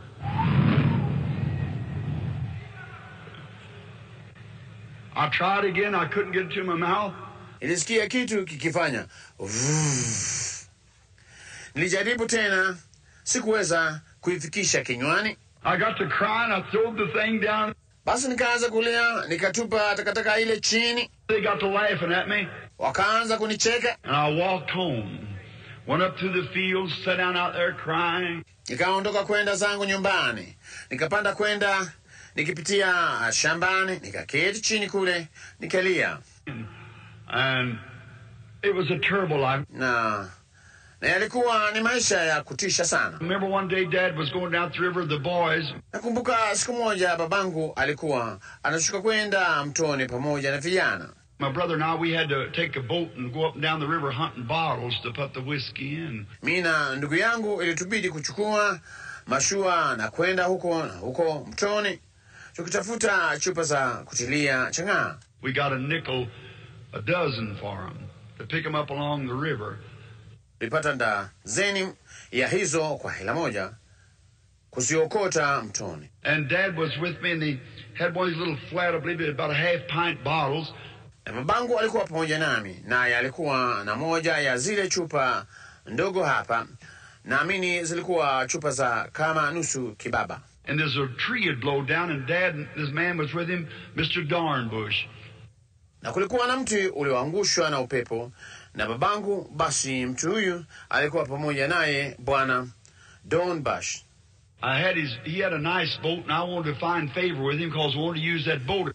Nilikuwa na ninino yake, alikuwa na mashua nzuri, nami nilitaka kufanya urafiki naye sababu nilitaka kutumia mashua ile. It had a good rudder, mine didn't have no rudder at all. Ilikuwa na usukani mzuri na yangu haikuwa na usukani kabisa. We had just old boards to paddle with. Tulikuwa na mbao za zamani za kupigia kafi. If he'd let me use that boat, na iwapo wataniruhusu nitumie mashua ile. So he done welding, and he made the stills for Dad. Kwa hiyo alikuwa akiunganisha vyuma, hata akamtengenezea baba vyombo vya kutengenezea chang'aa. So they filled their leg up across that tree. Kwa hiyo yeye walinyosha miguu yao wakingama mti ule. And Dad reached in his back pocket and pulled out a little flat bottle of whiskey. Kisha babangu akaingiza mkono katika mfuko wake wa nyuma, akachomoa chupa ndogo bapa ya chang'aa. Hand it to him, and he took a drink. Hand it back to Dad, and he taken a drink. Akampa naye akanywa kidogo, akamrudishia babangu naye akanywa kidogo. He set it down on a little sucker on the side of the tree that went out. Na akaiweka chini kwenye chipukizi ndogo kando ya mti ulioanguka. And Mr. Dornbush picked it up and said, "Here you are, Billy." Basi Bwana Dornbush akaitwa akasema, "Haya Billy." I said, "Thank you, I don't drink." Nikasema, "Asante, sinywi." He said, "A Branham and don't drink?" Akasema, "Branham na hunywi?" Everyone died with their boots on, nearly. Kila mmoja wao alikufa kiume, karibu kila mmoja. He said, "A Branham and don't drink?" Na akasema, "Branham na eti hunywi?" I said, "No, sir." Nikasema, "La bwana." No, Dad said, "I'll raise one sissy." Baba akasema, "Nilizaa jike moja." My daddy calling me a sissy. Babangu aniite jike. I said, "Hand me that bottle." Nikasema, "Nipe hiyo chupa." I pulled that stopper out of the top of it, determined to drink it. Nikafungua kile kisibo, nimeamua kuinywa. When I started to turn it up, bali nilipoanza kuitia kinywani, I handed the bottle back and took off down through the field as hard as I could, crying. Nikairudisha ile chupa, nikatimua mbio, nikishuka kupitia kwenye shamba, nikienda kasi nilivyoweza, huku ninalia. Something wouldn't let me do it. Kitu fulani kisingeniruhusu nifanye hivyo. See, I could not say, well, I was any good. I was determined to do it. Unaona, singeweza kusema kwamba nilikuwa mwema kwa vyovyote. Nilikuwa nimeamua kulitenda. But it's God, grace, amazing grace, that kept me from doing those things. Neema ya ajabu ambayo ilinizuia nisitende mambo hayo. I wanted to do them myself, but he just wouldn't let me do it. Nilitaka kuyatenda mimi mwenyewe, bali yeye asingeniruhusu niyatende. Later on, I found a girl when I was about 22 years old. She was a darling. Baadaye nikapata msichana nilipokuwa na umri wa kama miaka 22, alikuwa kipenzi. She was a girl that went to church, German Lutheran. Alikuwa msichana ambaye alienda kanisani, Mluteri wa Kijerumani. Her name was Brumbach, B-R-U-M-B-A-C-H, come from the name of Brumbach. Jina lake lilikuwa Brumbach, B-R-U-M-B-A-C-H, linatokana na jina la Brumberg. And she was a nice girl. Na alikuwa msichana mzuri. She didn't smoke or drink or she didn't dance or anything. A nice girl. Hakufuta wala kunywa au kucheza dansi au chochote kile. Msichana mzuri. I went with her for a little while, and then about 22. Nilifuatana naye kwa kipindi kidogo, nami wakati huo nilikuwa na kama miaka 22. God made enough money I bought me an old Ford. Ilikuwa nimekusanya fedha za kutosha hata nikajinunulia Ford kuku. And we'd go out on dates together. Tungepeana miadi, tukafuatana pamoja. So that time there was no Lutheran church close. They'd moved from Howard Park up there. Na kwa hiyo wakati ule hapakuwa na kanisa la Kiluteri lililo karibu, walihama toka Howard Park juu kule. So there was a minister, the one that ordained me in the Missionary Baptist Church, Dr. Roy Davis. Na kwa hiyo kulikuwa na mhudumu yule aliyenitawaza kwenye kanisa la kimishonari la Kibatisti, Daktari Roy Davis. Sister Upshaw, the very one that sent Brother Upshaw over to me or talked to him about me, Dr. Roy Davis. Dada Upshaw yule hasa alimpeleka ndugu Upshaw kwangu au zungumza naye kunihusu mimi, Daktari Roy Davis. And so he was preaching and had the First Baptist Church. Na kwa hiyo alikuwa akihubiri na alikuwa ana kanisa la kwanza la Kibatisti. Or I don't believe it was the First Baptist Church either. It was called the Missionary Baptist Church at Jeffersonville. Au ile siamini alikuwa kanisa la kwanza la Kibatisti.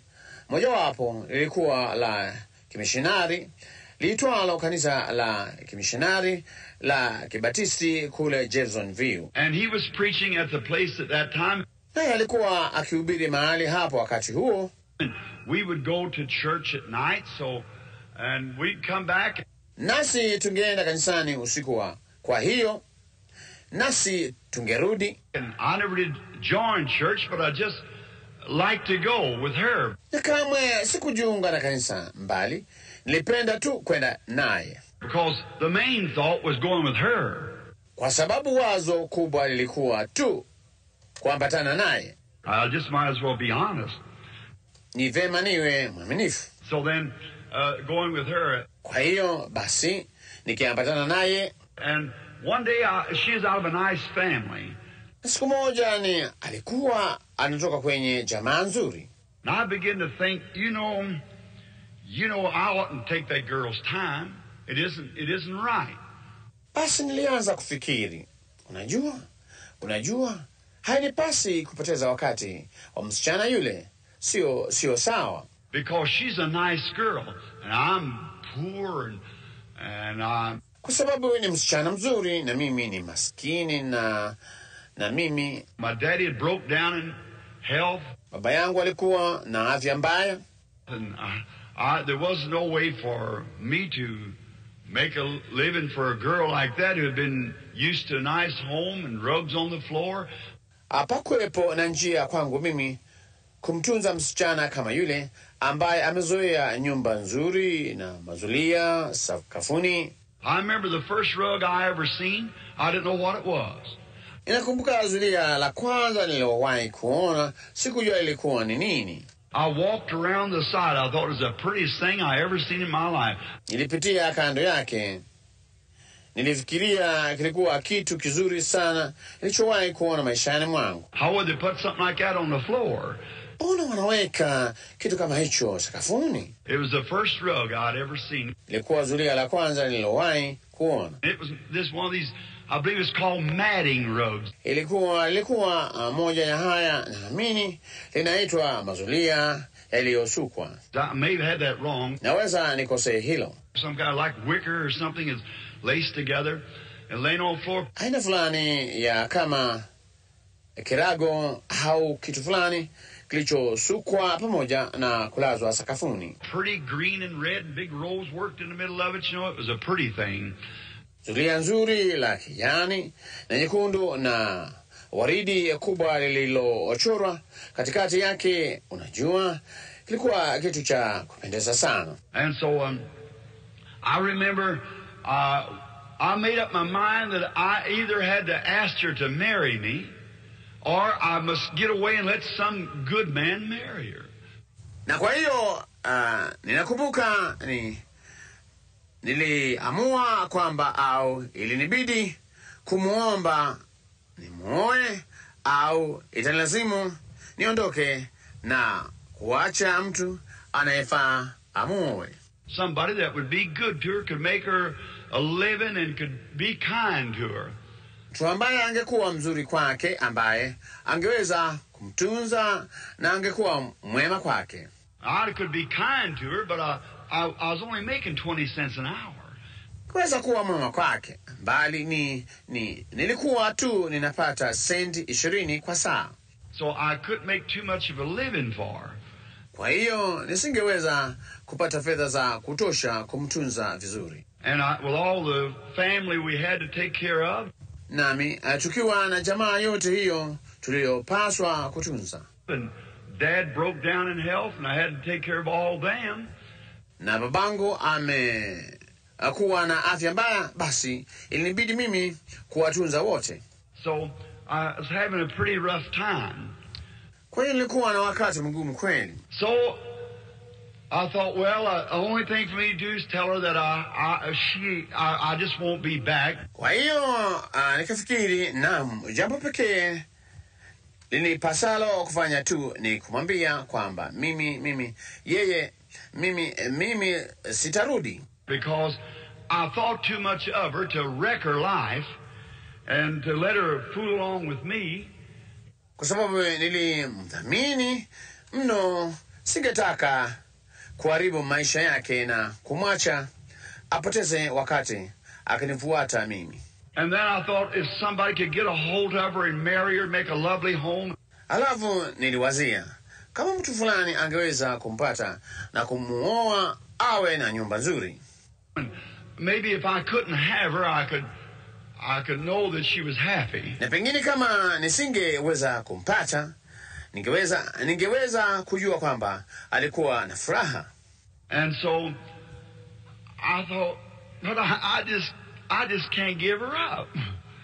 Na kwa hiyo niliwaza, bali mimi siwezi kumwacha. And I was in an awful shape. Na mimi nilikuwa katika hali mbaya sana. Day after day I'd think about it. Na siku baada ya siku ningefikiria jambo hilo. So I was too bashful to ask her to marry me. Kwa hiyo niliona sana nisingemwomba nimuoe. Every night I'd make up my mind I'm going to ask her. Kila usiku ningeamua nitamwomba. And when what is that, butterflies or something you get in your... Na wakati mimi ni kitu gani kile? Vipepeo au kitu fulani unachopata katika... All you brethren out there probably had the same experience along that. Wote ni ndugu nje huko labda mlipata tukio hilo katika jambo hilo.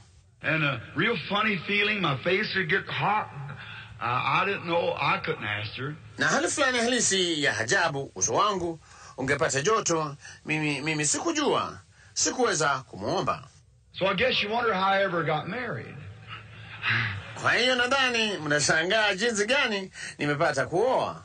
You know what? I wrote her a letter and asked her. Unajua nini? Nilimwandikia barua nikamuomba. And so now it wasn't dear miss, it was a little more, on the love side than that. Kwa hiyo yeye sasa haikuwa bi mpendwa, ilikuwa zaidi kidogo, unajua, upande wa mapenzi kuliko hilo. It was just not an agreement, it was I wrote it up best I could. Haikuwa tu mapatano, ilikuwa niliandika vizuri sana nilivyoweza. And I was a little afraid of her mother. Nami kidogo nilimwogopa mama yake. Her mother she was kind of rough. Mama yake alikuwa mkali kidogo. And but her father was a gentle old Dutchman, just a fine old fella. Na lakini baba yake alikuwa mzee mpole wa Kidachi, mzee mzuri tu. He was the organizer of the Brotherhood of the Trainmen on the railroad. Alikuwa msimamizi wa ndugu na wafanyakazi wa garimoshi kwenye njia ya reli. Making about $500 a month. And them times akipokea kama $500 kwa mwezi kwenye zamani hizo. And me making 20 cents an hour to marry his daughter. Na mimi nikipokea sendi 20 kwa saa moja kumuoa binti yake. I know that would never work. Nilijua singefanikiwa kabisa. And her mother was she's a nice lady. Mama yake alikuwa sasa yeye ni bibi mzuri. And she was kind of one of these high societies, and prissy like, Yeye alikuwa kwa namna fulani mmoja wa hawa watu wa tabaka ya juu, unajua, kama mwenye kisirani, unajua. So she didn't have much use for me anyhow. Na kwa hiyo sikumfaa kitu kwa vyovyote. I was just an old plain sassafras country boy.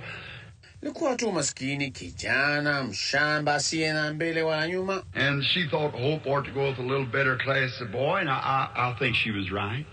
Naye alifikiria Hope anapaswa kuambatana na mfulana wa tabaka bora zaidi, nami nafikiri alikuwa sahihi. And so, but I didn't think it then. Kwa hiyo mbali sikufikiria wakati huo. So I don't know how. Kwa hiyo nikawaza, vema sasa sijui vipi. I can't ask her daddy, and I'm sure I'm not going to ask her mother.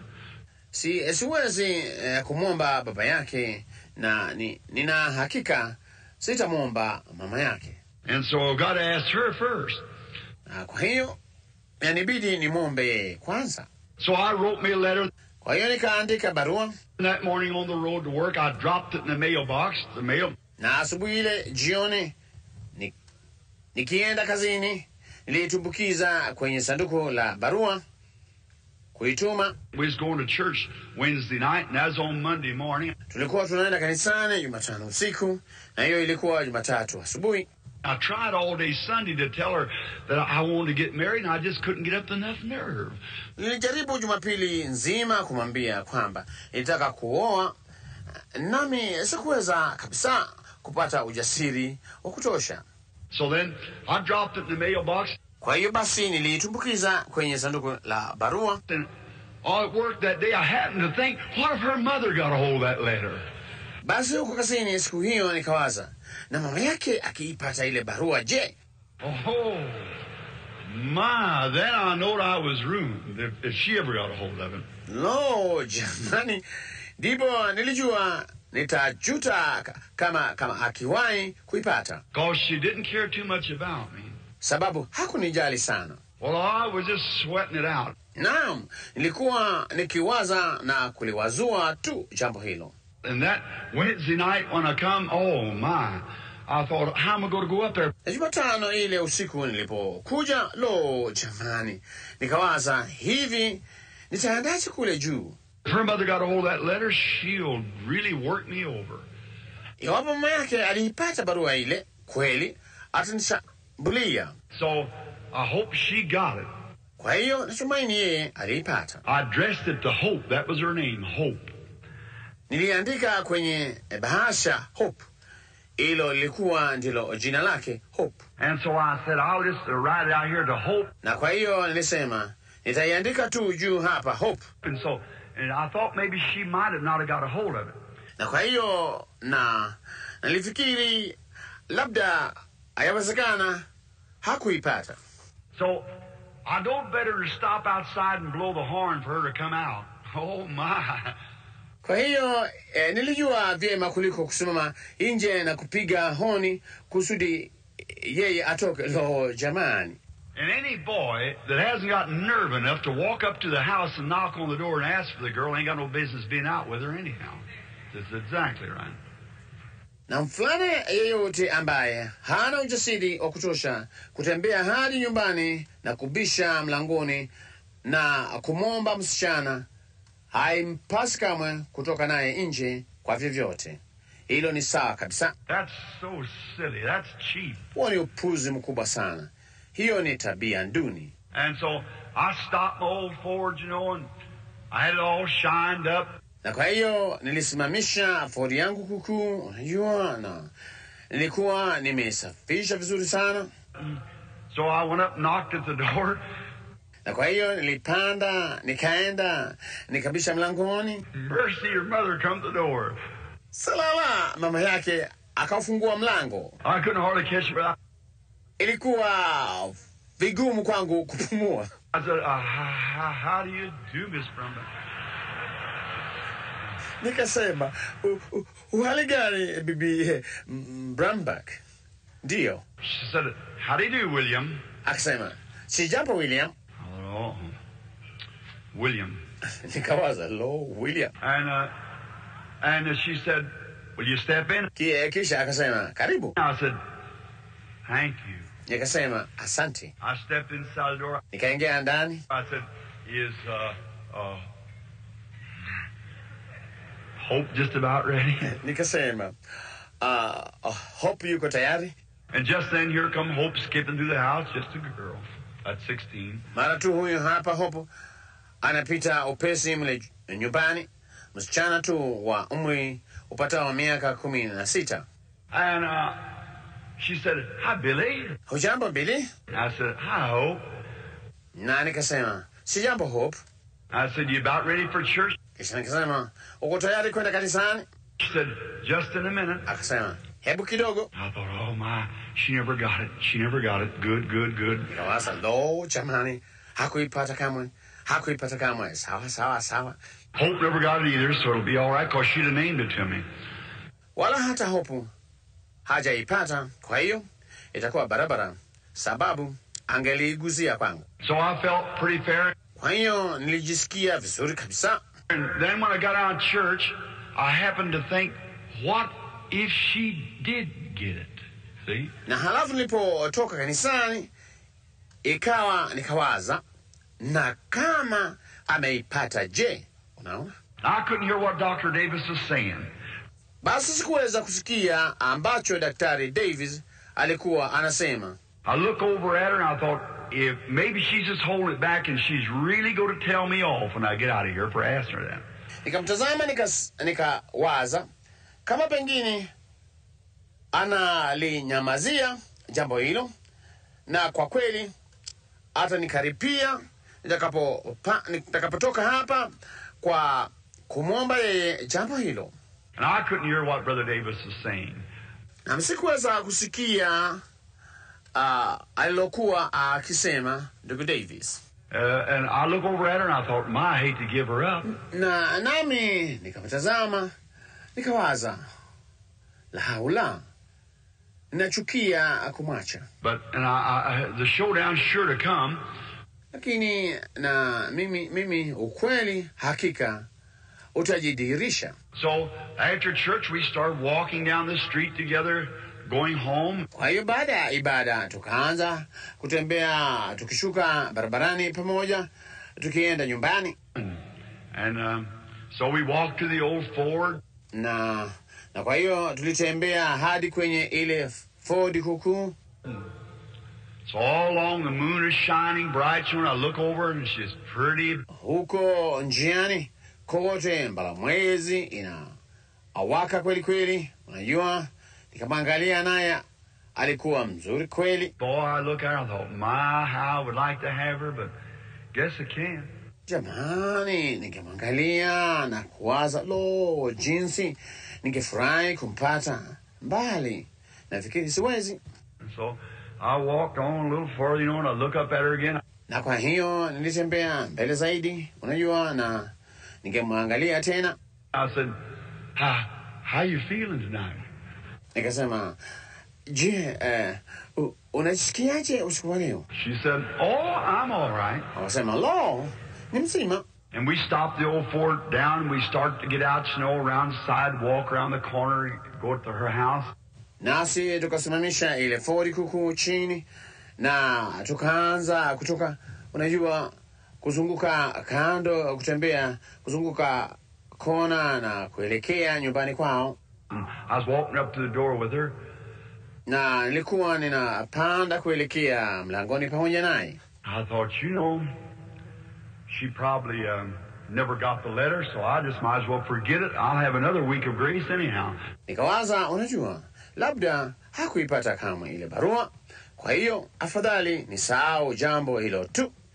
Nitakuwa na juma jingine la kulifikiria haidhuru. So, I got feeling pretty good. Kwa hiyo, nikaanza kujisikia amani kabisa. She said, Billy? Akasema, Billy? I said, yeah. Nikasema, naam. She said, I got your letter. Oh, my. Akasema, nilipata barua yako. Lo, jamani. I said, you did? Nikasema, uliipata? She said, uh-huh. Akasema, uh-huh. Well, she just kept walking on, never said another word. Naam, akawa anaendelea kutembea. Hakusema kama neno jingine. I thought, woman, tell me something. Nikawaza, mwanamke, niambie kitu. Run me away or tell me what you think about it. Nifukuze au uniambie unachowazia juu ya jambo hilo. I said, did you read it? Ndipo nikasema, ulisoma? She said, uh-huh. Akasema, uh-huh. My, you know how a woman can keep you in suspense? Jamani, unajua jinsi mwanamke anavyoweza kukutia wasiwasi. Oh, I didn't mean it that way, you see, but anyhow, I know. Lo, sikumaanisha hilo namna hiyo. Unaona mbali hata hivyo, unajua? I thought, why don't you say something? Niliwaza, kwa nini usiseme kitu? You know, I kept going on. Naona, basi nikazidi kusonga mbele. I said, did you read it all? Uliisoma yote? Uh-huh. Na yeye, uh-huh. So it was almost to the door. And I thought, boy, don't get me on the porch because I might not be able to outrun them. So you tell me now. Kwa hiyo tulikuwa tunakaribia mlangoni na nikawaza, jamani, usinifikishe kwenye baraza sababu singeweza kuwatoroka. Kwa hiyo niambie sasa. And so I kept waiting. Basi nikaendelea kungojea. And she said, Billy, I would love to do that. She said, I love you. Naye akasema, Billy, ningependa kufanya jambo hilo. Akasema, ninakupenda. God bless her soul now. She's in glory. Mungu na abariki nafsi yake sasa yuko utukufuni. She said, I love you. Akasema, ninakupenda. Said, I think we ought to tell the parents about it. Don't you think so? Akasema, nafikiri yatubidi kuwaambia wazazi kuhusu jambo hilo. And I said, honey, listen, let's start this out with a 50-50 proposition. Unajuaje? Ndipo nikasema, mpenzi, sikiliza, hebu na tuanze jambo hili kwa pendekezo la nusu kwa nusu. I said, I'll tell your daddy if you'll tell your mother. Nikasema, nitamwambia baba yako kama utamwambia mama yako. Rooting the worst part off on her to begin with. Nikijiondolea sehemu iliyo nzito na kumwekelea kwanza. She said, all right, if you'll tell daddy first. Akasema, sawa, iwapo utamwambia baba kwanza. I said, all right, I'll tell him Sunday night. Akasema, sawa, nitamwambia Jumapili usiku. And so Sunday night come, I brought her home from church. She kept looking at me. Na kwa hiyo usiku wa Jumapili ukafika, nikamleta nyumbani kutoka kanisani na mimi akaendelea kunitazama. And I looked, it's 9:30, it's time for me to get going. Ndipo niliangalia na ilikuwa saa 3:30, wakati wangu wa kuondoka umewadia. So Charlie was sitting at his desk typing away. Kwa hiyo Charlie alikuwa ameketi mezani mwake akipiga typewriter. And Miss Bromback sitting over the corner doing some kind of a crocheting, you know, or them little hooks you put over the things, you know. Bibi Bromback ameketi pembeni akifuma, mnajua, au viji gurudumu unavyoweka juu ya vitu, unajua? I don't know what you call it. Sijui unazihitaji. And so she was doing some of that kind of stuff. Na kwa hiyo alikuwa akifanya vitu kama hivyo. And Hope kept looking at me. She'd frown at me, motion to her daddy. Basi Hope aliendelea kuniangalia, naye angenikunjia uso, unajua, akielekeza kwa baba yake. Oh my, I thought, what if he says no? Na mimi, lo jamani, nikawaza, vipi kama atasema la? So I started out through the door. I said, well, I guess I better go. Kwa hiyo nikaanza kutoka nje, nikasema, vema, nadhani afadhali niende. And I walked to the door, and she started over at the door with me. Basi nikaenda mlangoni na akaanza kwenda mlangoni pamoja nami. She'd always come to the door and tell me good night. Siku zote anakuja mlangoni na kuniambia lala salama. So I started at the door, and she said, aren't you going to tell him? Kwa hiyo nikaanza kuelekea mlangoni, naye akasema, hutamwambia? And I said, I'm sure trying to, but I don't know how I'm going to do it. Nami nikasema, hakika ninajaribu kumwambia, bali sijui jinsi nitakavyomwambia. She said, I'll just go back and you call him out. Akasema, nitarudi tu nawe umwite aje nje.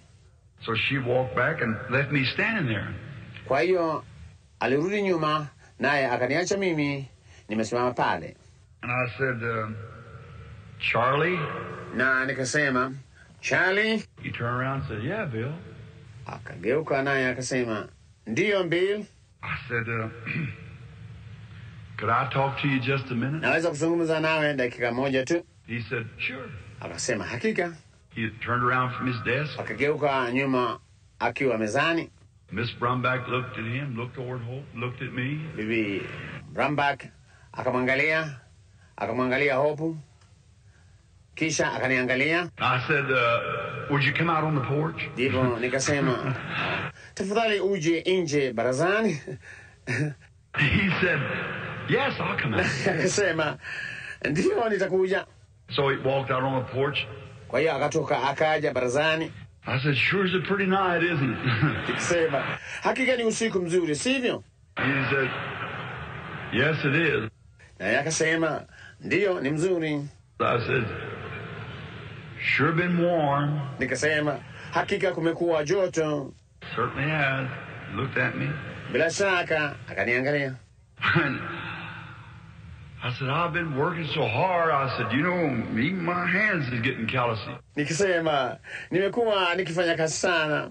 Nikasema, unajua hata mikono yangu imepata sugu. He said, you can have her, Bill. Akasema, unaweza kumchukua Bill. Oh my, you can have her. Lo jamani, unaweza kumchukua. Oh, that's better. Nikawaza, lo, hilo ni afadhali. I said, you really mean it, Charlie? Nikasema, hivi kweli unamaanisha hivyo, Charlie? I said, Charlie, look, I know she's your daughter and you got money. Nikasema, Charlie, angalia. Najua kwamba yeye ni binti yako, nawe una hela. And he reached over and got me by the hand. Naye akaunyosha mkono wake, akanishika mkono. He said, Bill, listen, money ain't all things that's in human life. Akasema, Bill, sikiliza.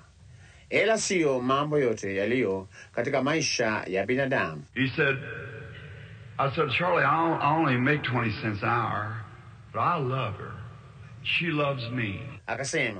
Nikasema, Charlie, ninapata sendi 20 kwa saa, lakini nampenda, naye ananipenda.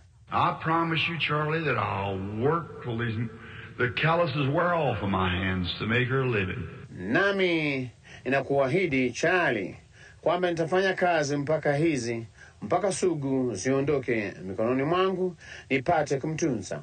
I'll be just as true to her as I could be. Nitakuwa mwaminifu kwake niwezavyo kuwa. He said, I believe that, Bill. He said, listen, Bill, I want to tell you. Akasema, ninaamini hilo, Bill. Akasema, sikiliza, Bill, nataka kukuambia. Said, happiness don't altogether take money to be happy. Akasema, unajua, furaha kwa jumla haihitaji hela kuwa na furaha. So just be good to her, and I know you will. Uwe tu mwema kwake, nami najua utafanya hivyo. I said, thank you, Charlie. I sure will do that. Nikasema, asante Charlie, hakika nitafanya jambo hilo. And it's her time to tell Mama. Ndipo wakati wake wa kumwambia mama ukawadia. I don't know how she got by, but we got married. Si jinsi gani alifaulu mbali tulioana. So when we got married, we didn't have nothing go housekeeping. Kwa hiyo tulipoana hatukuwa na kitu. Hakuna chochote cha kununulia vyombo vya nyumbani. I think I had $2 or $3. Nafikiri nilikuwa na dola 2 au 3. So we rented a house. It cost us $4 a month. Kwa hiyo tulikodi nyumba, ilitugharimu